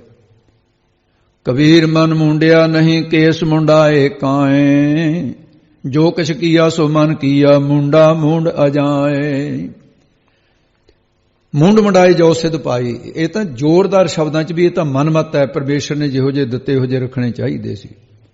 ਕਹਿੰਦੇ ਭੇਡਾਂ ਨਹੀਂ ਮੁਕਤ ਹੋ ਗਈਆਂ। ਇਹ ਸੁਣ ਕੇ ਨਾ ਫਿਰ ਹੁਣ ਰਹਿ ਗਿਆ ਸੀ ਜਤੀ। ਉਹ ਫਿਰ ਜਤ ਧਾਰਨ ਵਾਲਾ ਬੋਲਿਆ। ਜਤੀ ਕਹਿੰਦਾ ਦੇਖੋ ਤੁਸੀਂ ਤਿੰਨੇ ਖੰਡਨ ਹੋ ਗਿਆ ਤੁਹਾਡਾ, ਮੇਰਾ ਮਤ ਹੈ ਜਿਹੜਾ ਇਹ ਜਤੀ ਰਹਿਣਾ ਚਾਹੀਦਾ ਹੈ। ਕਬੀਰ ਸਾਹਿਬ ਕਹਿੰਦੇ ਕੋਈ ਨਹੀਂ ਤੂੰ ਨਾ ਕਾਲਾ ਪੈ, ਤੇਰੇ ਨਾਲ ਵੀ ਗੱਲ ਕਰਦੇ ਆ। ਤੇ ਅਗਲੀ ਪੰਕਤੀ ਫਿਰ ਉਹਦੇ ਵਾਸਤੇ ਹੈ, ਬਿੰਦ ਰਾਖ ਜੋ ਤਰੀਏ ਭਾਈ। ਇਹ ਭਾਈ ਭਰਾਵੋ ਚੇਤਨ ਦੀ ਅੰਸ਼ ਹੋਣ ਕਰਕੇ ਭਰਾਵੋ ਕਿਹਾ ਜੋ ਜੇ ਕਰ, ਕਹਿੰਦੇ ਬਿੰਦ ਰਾਖ ਜੋ ਤਰੀਏ ਭਾਈ। ਕਹਿੰਦੇ ਜੇ ਬਿੰਦ ਅੰਦਰ ਜਿਹੜਾ ਸਾਸ ਨਹੀਂ ਬੀਜ ਰੂਪ ਜਿੱਤੋਂ ਸੰਸਾਰ ਪੈਦਾ ਹੁੰਦਾ ਹੈ, ਉਹਦੀ ਬਿੰਦ ਨੂੰ ਸਾਂਭ ਕਰਕੇ ਜੇ ਕੋਈ ਰੱਖਣਾ ਕਰੇ ਸੰਸਾਰ ਸਮੁੰਦਰ ਤੋਂ ਵੀ ਇਹਦੇ ਨਾਲ ਹੀ ਤਰਜੁਮੇ ਇੰਨੀ ਗੱਲ ਦੇ ਨਾਲ ਜਤੀ ਰਹਿਣ ਦੇ ਨਾਲ। ਕਹਿੰਦੇ ਨਹੀਂ ਭਾਈ ਇਹ ਪ੍ਰਮਾਣ ਬੜਾ ਖੁੱਲਾ ਖਲਾਸਾ ਪ੍ਰਮਾਣ ਦਿੱਤਾ ਹੈ। ਖੁਸਰੈ ਕਿਉ ਨਾ ਪਰਮਗਤ ਪਾਈ। ਤਾਂ ਫਿਰ ਖੁਸਰਿਆਂ ਵਰਗਾ ਭਾਈ ਕੌਣ ਹੋਣਾ ਬਿੰਦ ਰੱਖਣ ਵਾਲਾ? ਖੁਸਰੇ ਹੀ ਜਿਹੜੇ ਨੇ ਜਿਹੜੇ ਉਹ ਕਿਉਂ ਨਹੀਂ ਪਰਮਗਤੀ ਕੈਵਲ ਮੋਕਸ਼ ਨੂੰ ਪ੍ਰਾਪਤ ਹੋ ਗਏ? ਕਿਉਂ ਨਹੀਂ ਮੁਕਤੀ ਪਾਈ? ਕਿਉਂਕਿ ਖੁਸਰਿਆਂ ਕੋਲ ਤਾਂ ਬਿੰਦ ਹੁੰਦੀ ਹੀ ਨਹੀਂ। ਜਤ ਰੱਖਣਾ ਚੰਗੀ ਗੱਲ ਹੈ, ਜਤ ਪਹਾਰਾ ਧੀਰਜ ਸੁਨਿਆਰ ਅਹਰਣ ਮਤ ਵੇਦ ਹਥਿਆਰ ਜ਼ਰੂਰ ਰੱਖਣਾ ਚਾਹੀਦਾ ਹੈ। ਪਰ ਜਿਹੜਾ ਤੁਸੀਂ ਇਹ ਖੰਡਨ ਕਰਦੇ ਹੋ ਵੀ ਇਹਦੇ ਨਾਲ ਮੁਕਤੀ ਹੋ ਜੂ, ਮੁਕਤੀ ਤਾਂ ਨਾਮ ਨਾਲ ਹੋਣੀ ਹੈ। ਜਤੀਕ ਹੋਣ ਦੇ ਨਾਲ ਜਤਪੁਣੇ ਦਾ ਹੰਕਾਰ ਕਰਦੇ ਹੋ, ਮੁਕਤੀ ਨਹੀਂ ਇਸ ਤਰ੍ਹਾਂ ਮਿਲਣੀ। ਇਸ ਕਰਕੇ ਪ੍ਰਮਾਣ ਦਿੱਤੇ ਨੇ। ਇੱਕ ਬਿੰਦ ਯਤਨ ਕਰ ਰਾਖ ਦੇ ਸੇ ਜਤੀ ਕਹਾਵਹਿ, ਬਿਨ ਗੁਰ ਸ਼ਬਦ ਨ ਛੋਟੀ ਭ੍ਰਮ ਆਵਹਿ ਜਾਵਹਿ। ਇਸ ਕਰਕੇ ਪ੍ਰਮਾਣ ਦਿੱਤੇ। ਧੰਨ ਗੁਰੂ ਗੋਬਿੰਦ ਸਿੰਘ ਸਾਹਿਬ ਮਹਾਰਾਜ ਨੇ ਤਾਂ ਸੁੰਦਰ ਰਚਨਾ ਸ੍ਰੀ ਦਸਵੇਂ ਗ੍ਰੰਥ ਦੀ ਕਹਿੰਦੇ, ਖੂਕ ਮਲ ਹਾਰੀ ਗਜ ਗਦਹਾ ਵਿਪੂਤ ਤਾਰੀ ਗਿਦੂਆ ਬਸਾਨ ਵਾਸ ਕਰੇ ਹੋਈ ਕਰਤ ਹੈ। ਘੁਗੂ ਵਟ ਵਾਸੀ ਲਗੇ ਡੋਲਤ ਉਦਾਸੀ ਮਿਰਗ ਧਰਵਰ ਸਦੀਵ ਮੋਹਨ ਸਾਧਈ ਮਰਤ ਹੈ। ਬਿੰਦ ਕੇ ਸਦਈਆ ਤਾਹੇ ਹੀਜ ਕੀ ਬਡਈਆ ਦੇਤ ਬੰਦਰਾ ਸਦੀਵ ਪਾਏ ਨਾ ਗਈ ਫਿਰਤ ਹੈ। अंगना अधीन काम क्रोध में प्रवीण एक ज्ञान के विहीन शीन कैसे कह तरत है। धन गुरु गोबिंद सिंह साहब महाराज कैसी रचना है, ਇਹਦੇ ਖੰਡਨ ਕੀਤਾ ਹੈ। ਹੁਣ ਅੱਗੇ ਕਬੀਰ ਸਾਹਿਬ ਜੀ ਫਿਰ ਆਪਣਾ ਸਿਧਾਂਤ ਦੱਸਦੇ ਨੇ। ਕਹਿੰਦੇ ਜਤਪਣਾ ਰੱਖਣਾ ਤਾਂ ਏਕਾ ਨਾਰੀ ਜਤੀ ਹੋਏ ਪਰ ਨਾਰੀ ਧੀ ਭੈਣ ਵਿਖਾਣਾ। ਤੁਸੀਂ ਗ੍ਰਸਤੀਆਂ ਦਾ ਖੰਡਨ ਕਰ ਕਰਕੇ ਫਿਰ ਉਹਨਾਂ ਦੇ ਘਰਾਂ ਜਾ ਜਾ ਕੇ ਵਿਚਾਰ ਕਰਦੇ ਹੋ, ਕਿਹੜੇ ਜਤੀਓਂ ਫਿਰ ਤੁਸੀਂ ਇਹ ਉਹ ਕਹਿੰਦੇ ਹੋ ਵਿੰਦ ਰੱਖਿਆ ਹੋਇਆ। ਇਸ ਕਰਕੇ ਖੰਡਨ ਕਰਤਾ ਚਾਰਾਂ ਦਾ। ਕਹਿੰਦੇ ਫਿਰ ਤਰ ਕਿਵੇਂ ਹੋਊਗਾ ਦੱਸਦੇ ਹਨ। ਕਹੋ ਕਬੀਰ ਸੁਨੋ ਨਰ ਭਾਈ। ਕਬੀਰ ਸਾਹਿਬ ਜੀ ਕਹਿੰਦੇ ਨਰ ਪੁਰਸ਼ੋ ਚੇਤਨ ਦੀ ਅਨਸੁਣ ਕਰਕੇ ਭਰਾਵੋ ਕਿਹਾ ਸੁਣਨਾ ਕਰੋ ਜੀ। ਰਾਮ ਨਾਮ ਬਿਨ ਕਿਨ ਗਤ ਪਾਈ। ਰਮੇ ਹੋਏ ਰਾਮ ਦੇ ਪਰਮੇਸ਼ਰ ਤੋਂ ਬਗੈਰ ਕਿਹਨੇ ਮੁਕਤੀ ਪਾਈ ਅੱਜ ਤੱਕ? ਭਾਵ ਕਿਸੇ ਨੇ ਨਹੀਂ ਪਾਈ। ਪਰਮੇਸ਼ਰ ਦਾ ਨਾਮ ਸਿਮਰਨ ਕਰਕੇ ਰੱਖਿਆ ਹੁੰਦੀ ਹੈ। ਇਸ ਕਰਕੇ ਨਾਮ ਰੱਖਣ ਨਾਮ ਜਪਣ ਕਰਕੇ ਹੀ ਜਤਪਣਾ ਸਫਲਾ ਹੁੰਦਾ ਹੈ, ਸਾਧੂਪਣਾ ਸਫਲਾ ਹੁੰਦਾ ਹੈ, ਸ਼ੁਭ ਗੁਣ ਪ੍ਰਾਪਤ ਹੁੰਦੇ ਨੇ। ਇਸ ਕਰਕੇ ਨਾਮ ਜਪਣਾ ਚਾਹੀਦਾ ਹੈ। ਗੌੜੀ ਕਬੀਰ ਜੀ। ਕਬੀਰ ਸਾਹਿਬ ਜੀ ਅੱਗੇ ਫਿਰ ਸ਼ਬਦ ਉਚਾਰਨ ਕਰਦੇ ਆ। ਇੱਕ ਦਿਨ ਕਬੀਰ ਸਾਹਿਬ ਜੀ ਰਸਤੇ ਵਿੱਚ ਤੁਰੇ ਜਾਂਦੇ ਸੀ। ਇੱਕ ਬ੍ਰਾਹਮਣ ਗੰਗਾ ਦੇ ਕਿਨਾਰੇ ਦੁਪਹਿਰ ਨੂੰ ਸੰਧਿਆ ਕਰ ਰਿਹਾ ਸੀ। ਉਹਨੇ ਕਬੀਰ ਜੀ ਨੂੰ ਕਿਹਾ 3 ਕਾਲ ਸੰਧਿਆ ਕਰਨੀ ਚਾਹੀਦੀ ਹੈ ਤਾਂ ਮੁਕਤੀ ਮਿਲਦੀ ਹੈ। ਕਬੀਰ ਸਾਹਿਬ ਕਹਿੰਦੇ ਇਹ ਕਿਹੜੀ ਗੱਲ ਹੋ ਗਈ? ਸੰਧਿਆ ਜਿਹੜੀ ਹੈ ਤਾਂ ਬਾਹਰ ਦੀ ਪੂਜਾ ਪ੍ਰਤਿਸ਼ਠਾ ਹੈ। ਸੰਧਿਆ ਕਿਹਨੂੰ ਕਹਿੰਦੇ? ਸੰਧ ਨਾਮ ਜੋੜਦਾ ਹੁੰਦਾ ਹੈ। ਜਦੋਂ ਸਵੇਰੇ ਸੂਰਜ ਚੜ੍ਹਦਾ ਹੈ, ਰਾਤ ਤੇ ਦਿਨ ਦਾ ਸੰਧ ਹੈ। ਉਸ ਵੇਲੇ ਰਾਤ ਸਮਾਪਤ ਹੋ ਗਈ ਹੋ ਰਹੀ ਹੈ ਤੇ ਦਿਨ ਚੜ੍ਹ ਰਿਹਾ ਹੈ, ਉਹਨੂੰ ਸਵੇਰ ਦੀ ਸੰਧਿਆ ਕਹਿੰਦੇ ਨੇ। ਤੇ ਸ਼ਾਮ ਦੇ ਵਕਤ ਫਿਰ ਸੂਰਜ ਛਿਪ ਰਿਹਾ, ਦਿਨ ਛਿਪ ਰਿਹਾ ਤੇ ਰਾਤ ਆ ਰਹੀ ਹੈ, ਫਿਰ ਸੰਧ ਹੋ ਗਈ। ਆਖੇ ਜੀ ਦੁਪਹਿਰ ਦੀ ਸੰਧਿਆ ਕਿਵੇਂ ਹੈ? ਦੁਪਹਿਰ ਦੀ ਸਾਧ ਸੰਗਤ ਜੀ ਦਿਨ ਨੂੰ 2 ਹਿੱਸਿਆਂ 'ਚ ਵੰਡਿਆ। ਇੱਕ ਤਾਂ ਇਹਦਾ ਪਹਿਲਾ ਹਿੱਸਾ ਹੈ 12 ਵਜੇ ਤੱਕ ਸਮਝ ਲਓ। ਇੱਕ ਫਿਰ 12 ਵਜੇ ਤੋਂ ਸੂਰਜ ਨੂੰ ਢਾਲੇ ਪੈ ਗਿਆ। ਇਹ ਵੀ ਸੰਧ ਜੋੜ ਹੈ। ਮੰਧਿਆਨ ਦਾ ਸੂਰਜ ਹੈ, ਇਹਦੇ 'ਚ ਵੀ ਪੂਜਾ ਕਰਦੇ। ਕਿਉਂ? ਸਮਝਣ ਵਾਸਤੇ ਥੋੜੀ ਜਿਹੀ ਵਿਚਾਰ ਹੈ। ਜਿਵੇਂ ਅਖੰਡ ਪਾਠ ਆਰੰਭ ਕਰਦੇ ਹਾਂ, ਉਸ ਵੇਲੇ ਦੇਗ ਬਣਾਉਣੇ, ਅਰਦਾਸ ਕਰਦੇ ਹਾਂ। ਜਦੋਂ ਸਮਾਪਤੀ ਹੁੰਦੀ ਹੈ ਫੇਰ ਦੇਗ ਲਿਆਉਣੇ, ਅਰਦਾਸ ਕਰਦੇ ਹਾਂ। ਜਦੋਂ ਮੱਧ ਵਿੱਚ ਆ ਗਿਆ ਉਦੋਂ ਨਹੀਂ ਅਰਦਾਸ ਕਰਦੇ। ਸੱਚੇ ਪਾਤਸ਼ਾਹ ਮੱਧ ਵਿੱਚ ਆਪ ਜੀ ਦੀ ਬਾਣੀ ਆ ਗਈ ਉਦੋਂ ਫਿਰ ਅਰਦਾਸ ਕਰਦੇ ਹਾਂ। ਆਪਣੇ ਵੀ ਤਾਂ ਹੈਗੀ ਇਹ।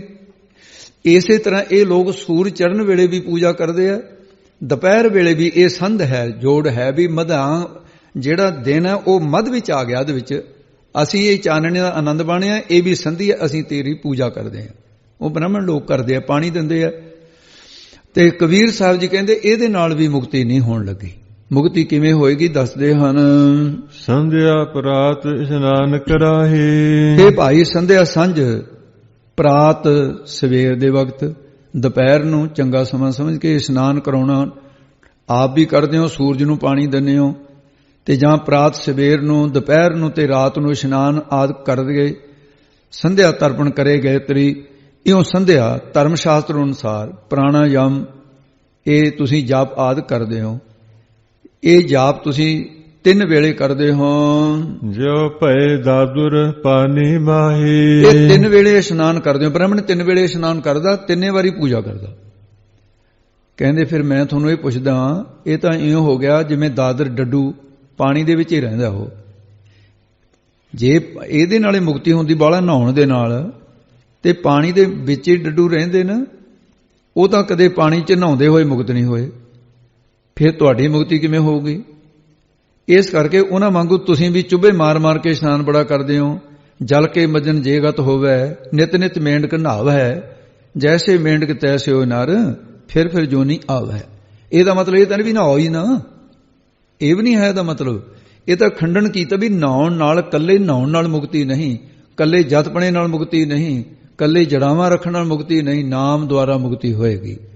ਤੇ ਇਸ ਕਰਕੇ ਅੱਗੇ ਦੱਸਦੇ ਹਨ, ਜੋ ਪੈ ਰਾਮ ਨਾਮ ਰਤਨਾਹੀ। ਪਾਠ ਦਾ ਇੱਕ ਬੜਾ ਗੁੱਝਾ ਭੇਦ ਹੈ। ਇਹ ਕਈਆਂ ਦੇ, ਤੁਹਾਡੇ ਕੋਲ ਪੋਥੀਆਂ ਦੇ ਵਿੱਚ ਰਾਮ ਨਾਮ ਪਾਠ ਵੀ ਕਿਸੇ ਕੋਲ ਹੋ ਸਕਦਾ ਹੈ। ਇਹ ਦੋ ਹੀ ਪਾਠ ਨਹੀਂ ਹੈ, ਕਿਉਂਕਿ ਅੱਜ ਕੱਲ੍ਹ ਇਹ ਸ਼ਬਦਾਨੀ ਪਾਠ ਦੋ ਹੀ ਪਾਠ ਨੇ। ਇਹ ਜਿਹੜਾ ਰਾਮ ਰਾਮ ਪਾਠ ਹੈ, ਇਹ ਕਰਤਾਰਪੁਰ ਸਾਹਿਬ ਵਾਲੇ ਬੀੜ ਦਾ ਪਾਠ ਹੈ। ਜਿਹੜਾ ਦਮਦਮਾ ਸਾਹਿਬ ਦਾ ਪਾਠ ਹੈ, ਉਹ ਰਾਮ ਨਾਮ ਪਾਠ ਹੈ। ਅਰਥ ਦੋਨਾਂ ਦੇ ਨੇ, ਦੋਨੇ ਸਰੂਪ ਨੇ, ਦੋਨਾਂ ਦੇ ਪ੍ਰਮਾਣ ਦਿੱਤੇ ਜਾਂਦੇ। ਇਸ ਕਰਕੇ ਦੋਨੇ ਸਰੂਪਾਂ ਦੇ ਵਿੱਚ ਇੱਕ ਥਾਂ ਤੇ ਰਾਮ ਰਾਮ, ਇੱਕ ਥਾਂ ਤੇ ਰਾਮ ਨਾਮ ਹੈ। ਇਹ ਆਪਣੇ ਕੋਲ ਤੁਸੀਂ ਨੋਟ ਕਰ ਲੈਣਾ। ਹੁਣ ਦੱਸਦੇ ਨੇ, ਜੋ ਪੈ, ਜੇਕਰ ਪੈ ਬਹੁੜੋ ਰਾਮ ਰਮੇ ਹੋਏ, ਪਰਮਾਤਮਾ ਦਾ ਨਾਮ ਨਹੀਂ ਜਪਦੇ, ਪਹਿਲਾਂ ਰਾਮ ਨਾਮ ਮੰਨ ਕੇ ਅਰਥ ਹੈ, ਤੇ ਉਹਦੇ ਨਾਲ ਰਤ ਪ੍ਰੀਤੀ ਨਹੀਂ ਹੈ, ਜਾਂ ਫਿਰ ਰਾਮ ਜੋ ਰਮਿਆ ਹੋਇਆ ਹੈ ਉਸ ਰਾਮ ਦੇ ਨਾਲ ਪ੍ਰੀਤੀ ਨਹੀਂ ਹੈ, ਉਹਦੇ ਨਾਲ ਰਤ ਪ੍ਰੀਤੀ ਨਹੀਂ ਹੈ, ਤੇ ਤੁਹਾਡੀ ਭੀ ਬੌੜੋ, ਫਿਰ ਤੁਹਾਡੀ ਜਦੋਂ ਪ੍ਰੀਤੀ ਉਹ ਨਹੀਂ ਹੈ ਤਾਂ ਮੁਕਤੀ ਕਿਵੇਂ ਹੋਏਗੀ? ਰਾਮ ਰਾਮ ਰਤ ਨਹੀਂ, ਰਾਮ ਨਾਮ ਰਤ ਨਹੀਂ, ਫਿਰ ਤੁਹਾਡੀ ਕਲਿਆਣ ਕਿਵੇਂ ਹੋਏਗੀ ਪ੍ਰੀਤੀ ਤੋਂ ਬਿਨਾ? ਤੇ ਸਭ ਧਰਮ ਰਾਜ ਕੈ ਜਾਹੀ। ਕਹਿੰਦੇ ਜੋ ਪ੍ਰੀਤੀ ਨਹੀਂ, ਫਿਰ ਤੁਹਾਨੂੰ ਧਰਮ ਰਾਜ ਦੇ ਕਰਮ ਕਾਂਡੀਆਂ ਨੂੰ ਜਾਣਾ ਹੀ ਪਏਗਾ, ਉੱਥੇ ਹਿਸਾਬ ਦੇਣਾ ਪਏਗਾ। ਉਹਦੇ ਦਰ ਤੇ ਪ੍ਰਲੋਕ ਦੇ ਜਾ ਕੇ ਤੁਸੀਂ ਫਿਰ ਲੇਖਾ ਦਿਓਗੇ।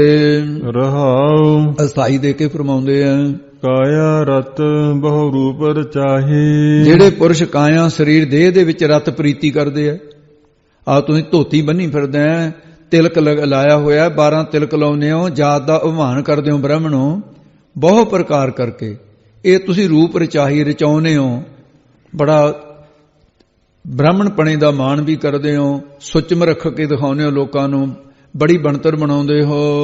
ਤਿਨ ਕੋ ਦਇਆ ਸੁਪਨੇ ਪੀ ਨਾਹੀ। ਉਹ ਤਿਲਕ ਲਾਈ ਫਿਰਦੇ ਹੋ, ਕਸਾਈ ਇਹੋ ਜਿਹੇ ਬਣ ਜਾਂਦੇ ਹੋ, ਸੁਪਨੇ ਦੇ ਵਿੱਚ ਵੀ ਦਇਆ ਨਹੀਂ ਕਰਦੇ, ਦੀਵਾਂ ਦੇ ਉੱਤੇ ਨਿਰਾਦਰ ਕਰਦੇ ਹੋ ਵੀ ਇਹ ਸ਼ੂਦਰਨ, ਹੋਰ ਵੀ ਬਹੁਤ ਸਾਰੇ ਪਖੰਡ ਕਰਦੇ ਹੋ। ਉਹ ਕਸਾਈਆਂ ਦੀ ਨਹੀਂ, ਸੁਪਨੇ ਮਾਤਰ ਵੀ ਤੁਹਾਡੀ ਜਿਹੜੀ ਆਪਣੀ ਕਲਿਆਣ ਦੇ ਤਾਈਂ ਉਹ ਦਇਆ ਨਹੀਂ ਕਰਦੇ ਆਪਣੇ ਆਪ ਦੇ ਉੱਤੇ, ਸੁਪਨੇ 'ਚ ਵੀ ਨਾਮ ਨਹੀਂ ਜਪਦੇ। ਜਾਂ ਫਿਰ ਤਿੰਨ ਕੋ ਦਇਆ ਸੁਪਨੇ ਭੀ ਨਾਹੀ, ਸੰਸਾਰ ਰੂਪੀ ਸੁਪਨੇ ਵਿੱਚ ਉਹਨਾਂ ਨੂੰ ਕਿਸੇ ਦੇ ਤਾਈਂ ਦਇਆ ਤਰਸ ਨਹੀਂ ਹੈ, ਤੁਸੀਂ ਦਇਆ ਨਹੀਂ ਕਰਦੇ, ਤਰਸ ਨਹੀਂ ਕਰਦੇ। ਤਿਨ ਕੋ ਦਇਆ ਸੁਪਨੇ ਪੀ ਨਾਹੀ। ਜਿਨ੍ਹਾਂ ਦੇ ਇਹੋ ਜਿਹੇ ਰੂਪ ਬਣਾ ਕੇ ਪਖੰਡ ਕਰ ਕਰਕੇ ਬਹੁਰੂਪੀਏ ਦੀ ਨਿਆਈ ਬਣਤਨਾ ਬਣਾ ਰਹੇ ਹੋ, ਧੋਤੀ ਟਿੱਕਾ ਲਾਈ ਫਿਰਦੇ ਆ, ਧੋਤੀ ਬੰਨ੍ਹਦੇ ਟਿੱਕਾ ਲਾਉਣਾ, ਤੇ ਤਿੰਨ ਕੋ ਇਹੋ ਜਿਹੇ ਪਖੰਡੀਆਂ ਨੂੰ ਦਇਆ ਤਾਂ ਸੁਪਨੇ ਦੇ ਵਿੱਚ ਵੀ ਨਹੀਂ ਹੈ। ਤੇ ਉਹਨਾਂ ਨੂੰ ਇਸ ਪ੍ਰਕਾਰ ਰਚਾਈ ਨਾ ਰਚਾਉਣ ਦਾ ਪਿੱਛੋਂ ਅਰਥ ਲੈਣਾ ਹੈ, ਰਚਾਈ ਬਹੁ ਰੂਪ ਰਚਾਈ ਬੰਨੇ ਹੋਏ ਨਾ, ਉਹ ਫਿਰ ਕਸਾਈਆਂ ਦੀ ਨਿਆਈ ਸੁਪਨੇ ਮਾਤਰ ਵੀ ਕਲਿਆਣ ਦੇ ਤਾਈਂ ਕਉ ਤਾਈਂ ਦਇਆ ਨਹੀਂ ਕਰਦੇ ਭਾਵ।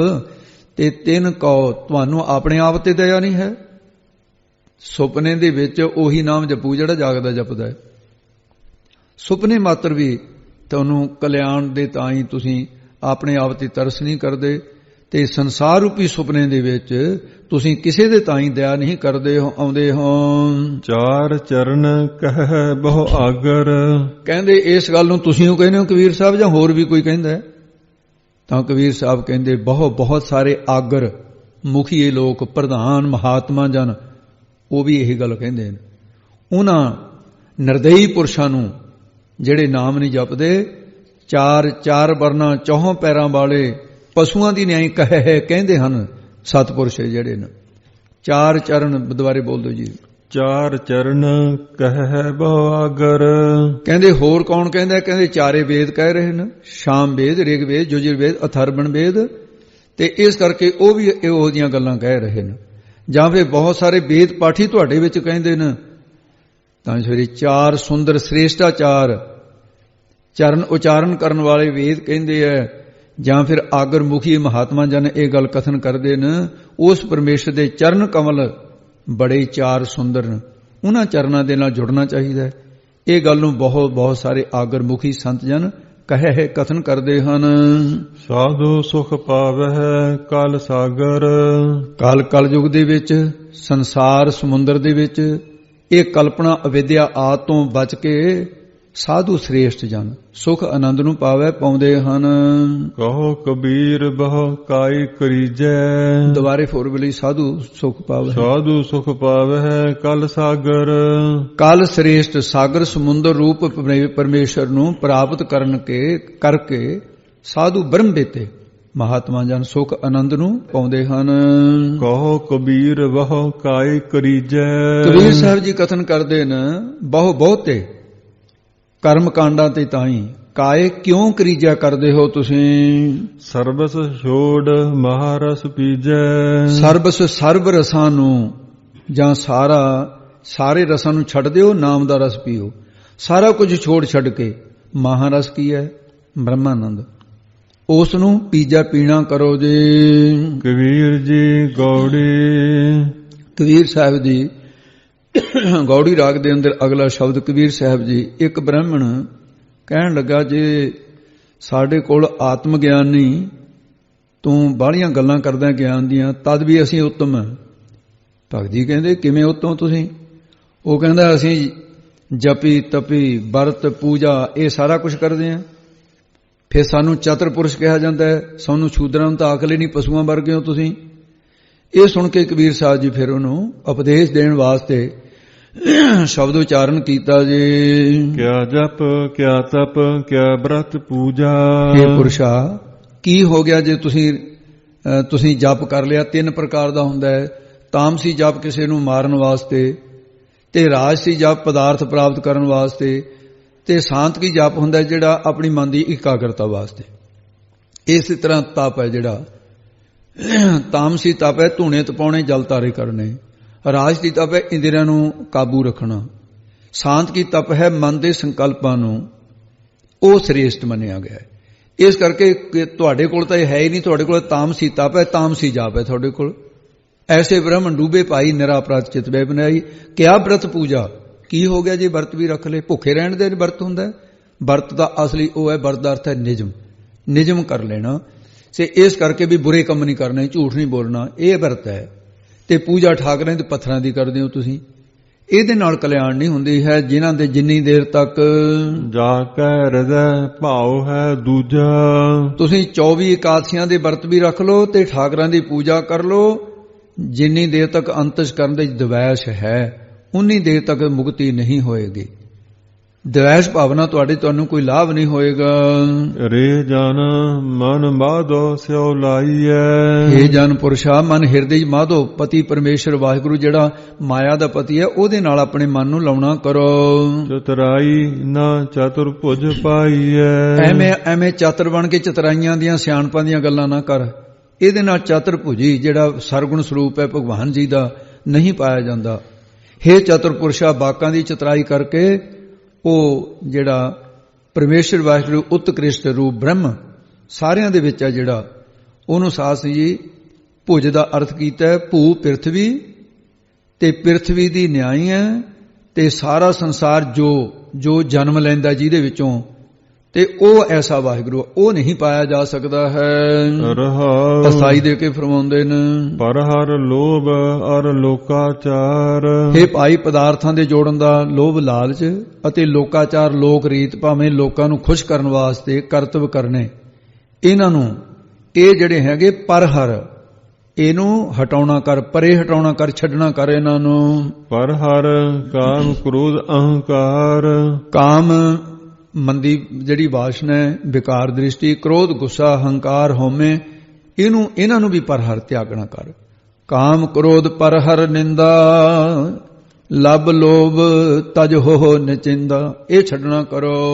ਕਰਮ ਕਰਤ ਬਧੇ ਅਹਵੇਵ। ਇਹ ਭਾਈ ਪਾਠ ਬਧੇ ਕਰਨਾ ਹੈ, ਪਰ ਅਰਥ ਦੇ ਵਿੱਚ ਬੱਧੇ ਵੀ ਹੁੰਦਾ ਹੈ, ਅਰਥ ਵਿੱਚ ਹੋਊਗਾ ਬੋਲੂਗਾ, ਇਸ ਕਰਕੇ ਤੇ ਇਹਦੇ ਦੋਨੇ ਭਾਵ ਲਏ ਜਾਂਦੇ। ਅਰਥ ਦੇ ਵਿੱਚ ਇਹਦਾ ਰੂਪ ਬੱਧੇ ਵੀ ਬੰਨਣ ਤੋਂ ਵੀ ਹੈ, ਪਰ ਪਾਠ ਕਰਮ ਕਰਤ ਵੱਧ ਜਾਂਦਾ ਹੰਕਾਰ ਕਰਮ ਕਾਂਡੀਆਂ ਨੂੰ। ਪਰਮੇਸ਼ਰ ਦੇ ਭਜਨ ਸਿਮਰਨ ਤੋਂ ਬਿਨਾਂ ਕਰਮ ਕਾਂਡੀ ਹੋ ਕੇ ਕਰਮ ਨਿਤ ਨਿਮਿਤ ਪ੍ਰਾਸ਼ਚਿਤ ਕਾਮਕ ਨਿਖਿਧ ਆਦਿ ਕਰਮ ਉਹਨਾਂ ਨੂੰ ਕਰਤ ਕਰਨ ਕਰਕੇ ਨਿਸ਼ਚੈ ਕਰਕੇ ਅਹੰ ਵੇ ਹੰਕਾਰ ਵੱਧ ਜਾਂਦਾ ਹੈ। ਜਾਂ ਫਿਰ ਕਰਮਾਂ ਨੂੰ ਕਰਦੇ ਹੋ ਹੰਕਾਰ ਦੇ ਵਿੱਚ ਵੱਧੇ ਬੰਨੇ ਜਾਈਦਾ ਹੈ। ਮਿਲ ਪਾਥਰ ਕੀ ਕਰ ਹੀ ਸੇਵ। ਬ੍ਰਾਹਮਣ ਕਹਿਣ ਲੱਗਾ ਜੀ ਅਸੀਂ ਠਾਕਰਾਂ ਦੀ ਪੂਜਾ ਕਰਦੇ ਹਾਂ, ਵੀ ਤੁਸੀਂ ਨਹੀਂ ਕਰਦੇ ਅਸੀਂ ਕਰਦੇ ਹਾਂ। ਤਾਂ ਕਬੀਰ ਸਾਹਿਬ ਜੀ ਕਹਿੰਦੇ ਇਹ ਠਾਕਰ ਪੱਥਰ ਦਾ ਉਹ ਰੱਬ ਹੈ, ਉਹਨੂੰ ਪੱਥਰ ਹੀ ਬਣਾਤਾ ਰੱਬ ਨੂੰ ਤੁਸੀਂ। ਪੱਥਰ ਦੀ ਸੇਵਾ ਕਰਹੀ ਕਰਨ ਦੇ ਨਾਲ ਤੁਹਾਨੂੰ ਕੀ ਮਿਲੇਗਾ? ਪੱਥਰ ਹੀ ਮਿਲੇਗਾ, ਗਾਂ ਤੁਹਾਨੂੰ ਨਹੀਂ ਮਿਲੇਗਾ। ਇਹ ਪਰਮੇਸ਼ਰ ਨਹੀਂ ਮਿਲੇਗਾ ਤੁਹਾਨੂੰ, ਪੱਥਰ ਵਿੱਚੋਂ ਕੁਝ ਨਹੀਂ ਮਿਲਣ ਵਾਲਾ। ਕਬੀਰ ਪਾਹਨ ਪਰਮੇਸ਼ਰ ਕੀਆ ਪੂਜੈ ਸਭ ਸੰਸਾਰ, ਇਸ ਪ੍ਰਵਾਸੇ ਜੋ ਰਹਿ ਬੂਢੇ ਕਾਲੀ ਤਾਰ। ਜੋ ਪਾਥਰ को कहते देव ताकि बिरथा होवे सेब, जो पाथर की पाई पाए तिसकी काल अजाई जाए। ਦਸਮ ਗ੍ਰੰਥ ਦੇ ਵਿੱਚ ਵੀ ਮਹਾਰਾਜ ਨੇ ਕਿਰਪਾ ਕੀਤੀ ਹੈ। ਮਹਾਰਾਜ ਸਾਹਿਬ ਨੇ ਫਰਮਾਨ ਕੀਤਾ ਹੈ, ਕਾਹੇ ਕੋ ਪੂਜਤ ਪਾਹਨ ਕੋ ਕੁਛ ਪਾਹਨ ਮੈਂ ਪਰਮੇਸ਼ਰ ਨਾਹੀ, ਤਾਹੀ ਕੋ ਪੂਜ ਪ੍ਰਭੂ करके जे पूजत ही अग ओग मिटाही। आद व्याद के बंधन जेतक नाम के लेत सबे छुट जाही, ताही को ध्यान प्रमाण सदा इन फोकट धर्म करे फल नाही। श्री दसम ग्रंथ कलगीधर पातशाह जी रचना है। ते इਉਂ ਫਿਰ ਸਾਧ ਸੰਜੀ ਇਹ ਬ੍ਰਾਹਮਣ ਕਹਿਣ ਲੱਗਾ ਕਬੀਰ ਜੀ ਧੰਨੇ ਭਗਤ ਜੀ ਨੇ ਤਾਂ ਪੱਥਰ ਚੋਂ ਪਾਇਆ, ਤੁਸੀਂ ਖੰਡਨ ਕਰੀ ਜਾਂਦੇ ਹੋ। ਲੈ ਆਹ ਪੰਕਤੀ ਦਾ ਪ੍ਰਚਾਰ ਸਾਡੇ ਸਿੱਖ ਪ੍ਰਚਾਰਕ ਵੀ ਕਰੀ ਜਾਂਦੇ ਆ। ਆਖੇ ਜੀ ਇਹ ਤਾਂ ਐਵੇਂ ਕੁਛ ਕੱਟੜ ਖਿਆਲੀ ਭਿੰਡਰਾਂ ਵਾਲੀ ਟਕਸਾਲ 'ਚ ਐਂ ਕਰਦੇ, ਧੰਨੇ ਨੇ ਨਹੀਂ ਆਖੇ ਪੱਥਰ ਚੋਂ ਪਾਇਆ। ਉਹ ਭਾਈ ਕਿਤੇ ਕਬੀਰ ਦੀ ਗੱਲ ਤਾਂ ਸੁਣ ਲਓ। ਕਬੀਰ ਸਾਹਿਬ ਨੇ ਉੱਤਰ ਦਿੱਤਾ ਇਸ ਦਾ, ਕਹੋ ਕਬੀਰ ਭਗਤ ਕਰ ਪਾਇਆ। ਕਹਿੰਦੇ ਕੌਣ? ਕਹਿੰਦਾ ਵੀ ਧੰਨੇ ਨੇ ਪੱਥਰ ਚੋਂ ਪਾਇਆ। ਕਹਿੰਦੇ ਭਗਤੀ ਕਰਕੇ ਪਾਇਆ। ਧੰਨੇ ਨੂੰ ਮਾਣ ਹੋ ਗਿਆ ਸੀ ਸਾਧ ਸੰਗਤ ਜੀ ਵੀ ਮੈਂ 8 ਪਹਿਰਾਂ 'ਚ ਰੱਬ ਨੂੰ ਪਾ ਲਿਆ। ਤੇ ਉਸ ਵੇਲੇ ਭਗਵਾਨ ਨੇ ਕਿਹਾ ਧੰਨਿਆ ਮਾਣ ਨਾ ਕਰ, ਮੈਂ ਸੌਖਾ ਜਾਂ ਨਹੀਂ ਮਿਲਿਆ ਤੈਨੂੰ। ਕਹਿੰਦੇ ਜੀ 8 ਪਹਿਰਾਂ 'ਚ? ਕਹਿੰਦੇ ਨਹੀਂ 1100 ਜਨਮ ਹੋ ਗਏ ਤੈਨੂੰ, 1100 ਮੇਰੀ ਭਗਤੀ ਕਰਦੇ ਨੂੰ। 1100 ਜਨਮ ਤੋਂ ਬਾਅਦ ਇਹ ਜਨਮ 'ਚ ਤੈਨੂੰ ਮਿਲਿਆ, ਸੌਖਾ ਹੈ ਕਿਤੇ? ਇਸ ਕਰਕੇ ਕਹਿੰਦੇ ਕਬੀਰ ਸਾਹਿਬ ਉਹਨੂੰ ਗੱਲ ਨੂੰ ਧਿਆਨ 'ਚ ਰੱਖ ਕੇ ਕਹਿੰਦੇ 1100 ਜਨਮ ਜਿਹੜੇ ਮਹਾਂਪੁਰਖਾਂ ਨੇ ਕਥਾ ਜੀ ਦੱਸਿਆ ਸੀ ਵੀ 1100 ਜਨਮ ਭਗਤੀ ਕੀਤਾ, ਇਹ ਜਨਮ 'ਚ ਵੀ ਭਗਤੀ ਕਰਕੇ ਪਾਇਆ। ਉਹਨੂੰ ਤਾਂ ਪਤਾ ਹੀ ਨਹੀਂ ਸੀ ਪੱਥਰ ਹੈ, ਉਹਨੂੰ ਤਾਂ ਕਿਹਾ ਭਗਵਾਨ ਹੈ। ਫਿਰ ਆਕਾਸ਼ਬਾਣੀ ਹੋਈ ਸੀ, ਧੰਨਿਆ ਪੱਥਰ ਨਹੀਂ ਰੋਟੀ ਖਾਂਦੇ ਹੁੰਦੇ। ਕਹਿੰਦਾ ਮਹਾਰਾਜ ਜੇ ਪੱਥਰ ਰੋਟੀ ਨਹੀਂ ਖਾਂਦੇ ਹੁੰਦੇ ਫਿਰ ਪੱਥਰ ਮੈਂ ਸੁਣਿਆ ਬੋਲਦੇ ਵੀ ਨਹੀਂ ਹੁੰਦੇ। ਕਹਿੰਦੇ ਨਹੀਂ ਜੱਟ ਨੂੰ ਦੁਪਹਿਰੇ ਪਿੱਛੇ ਦੀ ਅਕਲ ਆਉਂਦੀ ਆ ਗਈ ਫਿਰ। ਕਹਿੰਦੇ ਪੱਥਰ ਬੋਲਦਾ ਹੁੰਦਾ ਹੈ? ਕਹਿੰਦੇ ਨਹੀਂ। ਕਹਿੰਦੇ ਫਿਰ ਤੈਨੂੰ ਖਵਾਉਣੀ ਹੈ ਜਿਹੜਾ ਬੋਲਦਾ ਹੈ, ਆ ਜਾ ਮੈਂ ਪੱਥਰ ਤੋਂ ਕੀ ਲੈਣਾ ਹੈ। ਪ੍ਰਤੱਖ ਰੋਟੀ ਖਵਾ ਦਿੱਤੀ। ਮੇਲੇ ਪ੍ਰਤੱਖ ਗੁਸਾਈਆਂ ਧੰਨਾ ਬੜਭਾਗਾ। ਕਬੀਰ ਸਾਹਿਬ ਜੀ ਕਹਿੰਦੇ ਕਹੋ ਕਬੀਰ, ਕਹੋ ਕਬੀਰ ਭਗਤ ਕਰ ਪਾਇਆ। ਧੰਨੇ ਨੇ ਕਬੀਰ ਸਾਹਿਬ ਗਵਾਹੀ ਦਿੰਦੇ ਨੇ, ਧੰਨੇ ਨੇ ਭਗਤੀ ਕਰਕੇ ਪਾਇਆ ਹੈ, ਪਰਮਾਤਮਾ ਨੂੰ ਪ੍ਰਾਪਤ ਕੀਤਾ ਹੈ। ਭੋਲੇ ਭਾਈ ਮਿਲੇ ਰਗ ਰਾਇਆ। ਉਹ ਭੋਲਾ ਸੀ, ਤਰਲੋਚਨ ਨੇ ਲੁੱਟ ਲਿਆ। ਤਰਲੋਚਨ ਸੀ ਜਿਹੜਾ ਇਹ 2-3 ਹੋਏ ਨੇ। ਉਹ ਬ੍ਰਾਹਮਣ ਦਾ ਨਾਮ ਵੀ ਤਰਲੋਚਨ ਸੀ, ਧੰਨੇ ਨੂੰ ਦਿੱਤਾ ਸੀ ਪੱਥਰ। ਕਹਿੰਦੇ ਉਹ ਤਾਂ ਭੋਲੇ ਭਾਵ ਦੇ 'ਚ ਰੱਬ ਸਮਝ ਕੇ ਪੂਜਾ ਕਰਨ ਲੱਗਾ। ਜੇ ਪੱਥਰਾਂ 'ਚੋਂ ਮਿਲਦਾ ਤਰਲੋਚਨ ਨੂੰ ਕਾਹਦੇ ਨਹੀਂ ਮਿਲ ਗਿਆ ਫਿਰ?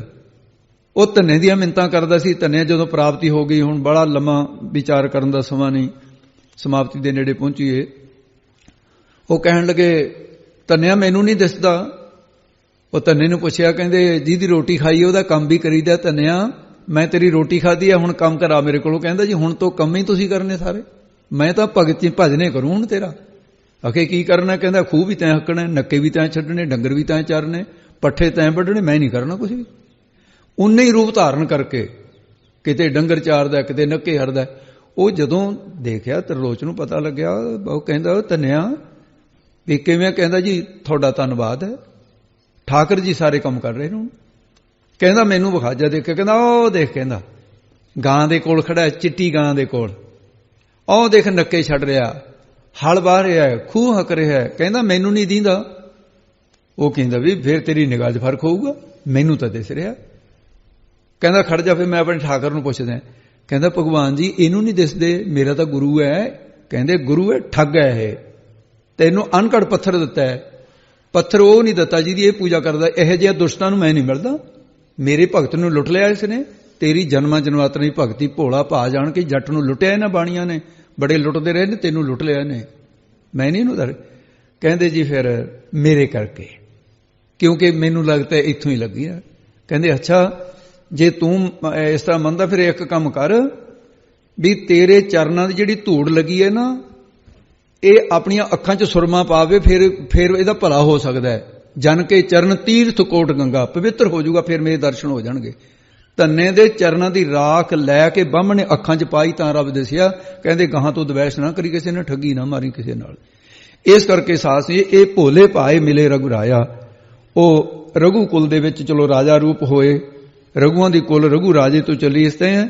ਪਰ ਇਸ ਤਰ੍ਹਾਂ ਸਾਸ ਜੀ ਰਘੂ ਨਾਮ ਇੰਦਰੀਆਂ ਦਾ ਹੈ, ਇਹਨੂੰ ਚਲਾਉਣ ਵਾਲਾ ਜੋ ਰਾਜਾ ਪ੍ਰਕਾਸ਼ ਰੂਪ ਹੈ ਉਹ ਭੋਲੇ ਭਾਅ ਦੇ ਵਿੱਚ ਮਿਲਦਾ ਹੈ। ਗੌੜੀ ਕਬੀਰ ਜੀ, ਕਬੀਰ ਸਾਹਿਬ ਜੀ ਨੇ ਇਹ ਗੌੜੀ ਦੇ ਵਿੱਚ ਸ਼ਬਦ ਉਦੋਂ ਚੱਲ ਰਿਹਾ, ਕੰਸੀ ਦੇ ਵਿੱਚ ਇੱਕ ਪੰਡਤ ਨੇ ਡੌਂਡੀ ਪੜਵਾ ਦਿੱਤੀ। ਮੇਰੇ ਨਾਲ ਸਾਰੀ ਕੰਸੀ ਦੇ 'ਚ ਕੋਈ ਬਾਹਮਣ ਚਰਚਾ ਕਰ ਲਵੇ ਵਿਦਵਾਨ, ਮੈਂ ਚੈਲੰਜ ਕਰਦਾ ਸਾਰਿਆਂ ਨੂੰ। ਇਸ਼ਤਿਹਾਰ ਕੱਢ ਦਿੱਤੇ, ਡੌਂਡੀ ਪੜਵਾ ਦਿੱਤੀ। ਕਹਿੰਦਾ ਜੇ ਮੈਂ ਜਿੱਤ ਗਿਆ ਮੈਂ ਸਮਝੂ ਸਾਰੀ ਕੰਸੀ ਹਰਾ ਦਿੱਤੀ ਮੈਂ, ਜੇ ਤੁਸੀਂ ਜਿੱਤ ਗਏ ਮੈਂ ਸਮਝੂ ਸਾਰਾ ਸੰਸਾਰ ਹਰਾ ਦਿੱਤਾ। ਤੁਸੀਂ ਚੈਲੰਜ ਕਰ ਦਿੱਤਾ। ਬ੍ਰਾਹਮਣ ਕੰਬ ਕੇ ਕਹਿੰਦੇ ਵੀ ਬੜਾ ਚਲਾਕ ਦਿਖਦਾ ਹੈ, ਪੜ੍ਹਿਆ ਲਿਖਿਆ ਦਿੱਤਾ ਹੈ, ਨਿਆਏ ਦਾ ਪੰਡਤ ਹੈ, ਗੱਲ ਨਹੀਂ ਆਉਣ ਦਿੰਦੀ। ਕਹਿੰਦੇ ਕੀ ਕਰੀਏ ਹੁਣ, ਇੱਜ਼ਤ ਜਾਂਦੀ ਹੈ, ਜੇ ਨਾ ਚਰਚਾ ਕਰੀ ਤਾਂ ਵੀ ਇੱਜ਼ਤ ਗਈ, ਜੇ ਕਰੇ ਤਾਂ ਹਾਰ ਗਏ ਤਾਂ ਵੀ ਕੰਸੀ ਦੀ ਇੱਜ਼ਤ ਗਈ, ਬ੍ਰਾਹਮਣ ਦੀ। ਸਤਜੁਗ ਤੋਂ ਲੈ ਕੇ ਇੱਜ਼ਤ ਚਲੀ ਆ। ਕਹਿੰਦੇ ਵੀ ਐਂ ਕਰੋ ਕਬੀਰ ਦੇ ਗਲ ਪਾ ਦਿਓ। ਇਕੱਠੇ ਹੋ ਕੇ ਕਹਿੰਦੇ ਆਓ ਜੀ ਤੁਹਾਡੀ ਚਰਚਾ ਉੱਥੇ ਕਰਾਉਨੇ ਆ। ਕਹਿੰਦੇ ਤੁਹਾਡੇ ਨਾਲ ਕੀ ਕਰਨੀ ਹੈ, ਕਬੀਰ ਨਾਲ ਕਰਾਉਨੇ ਆ। ਕਬੀਰ ਸਾਹਿਬ ਦੇ ਕੋਲ ਗਏ, ਕਹਿੰਦੇ ਕਬੀਰ ਜੀ ਤੁਹਾਡੇ ਨਾਲ ਇਹ ਬਾਹਮਣ ਚਰਚਾ ਕਰਨ ਵਾਸਤੇ ਆਇਆ ਹੈ। ਕਬੀਰ ਸਾਹਿਬ ਕਹਿੰਦੇ ਅੱਛਾ ਚਰਚਾ ਕਰਨ ਵਾਸਤੇ। ਕਬੀਰ ਸਾਹਿਬ ਤਾਣਾ ਬਾਣਾ ਤਣੀ ਸੋਦੇ ਕੱਪੜੇ ਬੁਣ ਰਹੇ ਸੀ। ਉਹ ਦੇਖ ਕੇ ਕਹਿੰਦਾ ਇਹ क्या किया आपने, हम तो ब्राह्मण के साथ विद्वान के साथ चर्चा करेंगे, शूद्र के साथ नहीं। ये शूद्र है, क्या करेगा चर्चा हमारे पास, हम ब्राह्मण हैं, शूद्र के साथ चर्चा नहीं हम करेंगे। कबीर साहब कहते पहले बामण पने दी विचार कर ले, आप कोई गल नहीं हैगी, आ तां सही तू बह जा। इत्थे बह गया कबीर दे कोल। भगत जी कहन लगे भी मैं तैनूं इह पुछदा भी तू बामण कद कदा बणिया। इत्थों ही चर्चा शुरू हुई। ਇਹ ਰਾਹੌਲ ਵਾਲੀ ਪੰਕਤੀ ਤੋਂ ਪਹਿਲਾਂ ਅਰਥ ਕਰਨਾ ਜੀ। ਬੋਲੋ ਰਾਹੌਲ ਵਾਲੀ ਪੰਕਤੀ। ਕੋਹਰੇ ਪੰਡਤ ਬਾਮਨ ਕਬ ਕੇ ਹੋਏ। ਰੇ ਹੇ ਪੰਡਤ ਵਿਦਵਾਨ ਬ੍ਰਾਹਮਣ ਜੀ, ਤੁਸੀਂ ਇਹ ਗੱਲ ਦਾ ਦੱਸੋ ਵੀ ਤੁਸੀਂ ਬਾਮਨ ਕਦ ਕਦੇ ਹੋਏ ਹੋ। ਤੁਸੀਂ ਪਾਠ ਬੋਲਣ ਦੇ ਬਾਮਨ ਤੇ ਬਾਹਮਣ ਦਾ ਅਰਥ ਹੈ ਕਦੋਂ ਕਦੇ ਹੋਏ ਹੋ। ਪੰਡਤ ਕਹਿੰਦਾ ਤੇਰਾ ਦਿਮਾਗ ਠੀਕ ਹੈ ਕਬੀਰ, ਬ੍ਰਾਹਮਣ ਕੋਈ ਬਣਾਏ ਤੇ ਬਣਦਾ ਹੁੰਦਾ, ਤੇਰਾ ਕੀ ਮਤਲਬ ਹੈ। ਕਬੀਰ ਸਾਹਿਬ ਜੀ ਕਹਿੰਦੇ ਮੇਰਾ ਮਤਲਬ ਇਹ ਹੈ ਵੀ ਇੱਕ ਵਾਰੀ ਤੁਹਾਡੇ ਬ੍ਰਾਹਮਣ ਨਾ ਉਹ ਸਖਰ ਪਖਰ ਰੋੜੀ ਦੇ ਇਲਾਕੇ ਦੇ ਵਿੱਚ ਬ੍ਰਾਹਮਣ ਗਏ ਸੀ ਵਪਾਰ ਕਰਨ ਵਾਸਤੇ। ਉਸੇ ਇਲਾਕੇ ਦੇ ਵਿੱਚ ਮੁਸਲਮਾਨਾਂ ਦਾ ਹੋਣ ਕਰਕੇ ਬ੍ਰਾਹਮਣ ਨੂੰ ਭੋਜਨ ਦੀ ਤੰਗੀ ਹੋ ਗਈ। ਉਹਨਾਂ ਨੇ ਕੀ ਤੰਗੀ ਤੋਂ ਇੱਕ ਬ੍ਰਾਹਮਣੀ ਨੂੰ ਉੱਥੇ ਛੱਡਿਆ ਵੀ ਜਦੋਂ ਅਸੀਂ ਆ ਕਰਾਂਗੇ ਰੋਟੀ ਪਕਾ ਦਿਆ ਕਰ ਸਾਰੇ ਬ੍ਰਾਹਮਣਾਂ ਦੀ। ਉਹ ਕਹਿੰਦੀ ਜੀ ਅੱਛਾ ਪਕਾ ਦਿਆ ਕਰੂੰਗੀ। ਉਹਨੂੰ ਬ੍ਰਾਹਮਣੀ ਨੂੰ ਧਨ ਪਦਾਰਥ ਦਿੱਤਾ। ਉਹ ਪਿੱਛੋਂ ਬ੍ਰਾਹਮਣੀ ਜਦੋਂ ਸੰਸਾਰ ਤੋਂ ਚਲੀ ਗਈ, ਸਵਰਗਵਾਸ ਹੋ ਗਈ। ਉਹ ਫਿਰ ਤੰਗੀ ਹੋ ਗਈ ਉਹਨਾਂ ਨੂੰ। ਕਹਿੰਦੇ ਹੁਣ ਕੀ ਕਰੀਏ। ਮੁਸਲਮਾਨ ਕਹਿੰਦੇ ਵੀ ਸਾਡੇ ਹੱਥ ਦਾ ਤੁਸੀਂ ਖਾਂਦੇ ਨਹੀਂ, ਸਾਡੀ ਇੱਕ ਸੈਯਦ ਦੇ ਘਰ ਵਾਲੀ ਸਦਿਆਣੀ ਜਿਹੜੀ ਵਿਧਵਾ ਹੋਈ ਵੀ ਆ, ਤੁਸੀਂ ਉਹਨੂੰ ਬ੍ਰਾਹਮਣੀ ਬਣਾ ਲਓ। ਉਹ ਬ੍ਰਾਹਮਣ ਕਹਿੰਦੇ ਵੀ ਗੱਲ ਤਾਂ ਠੀਕ ਹੈ। ਉਹ ਸਦਿਆਣੀ ਕਹਿੰਦੀ ਠੀਕ ਹੈ ਜੀ, ਤੁਸੀਂ ਧਨ ਪਦਾਰਥ ਦਿਓ, ਅਖੇ ਬਣਾ ਲਓ ਬ੍ਰਾਹਮਣੀ, ਤੈਨੂੰ ਤਰਾਜ ਤਾਂ ਨਹੀਂ ਧਰਮ ਬਦਲ। ਕਹਿੰਦੇ ਨਹੀਂ।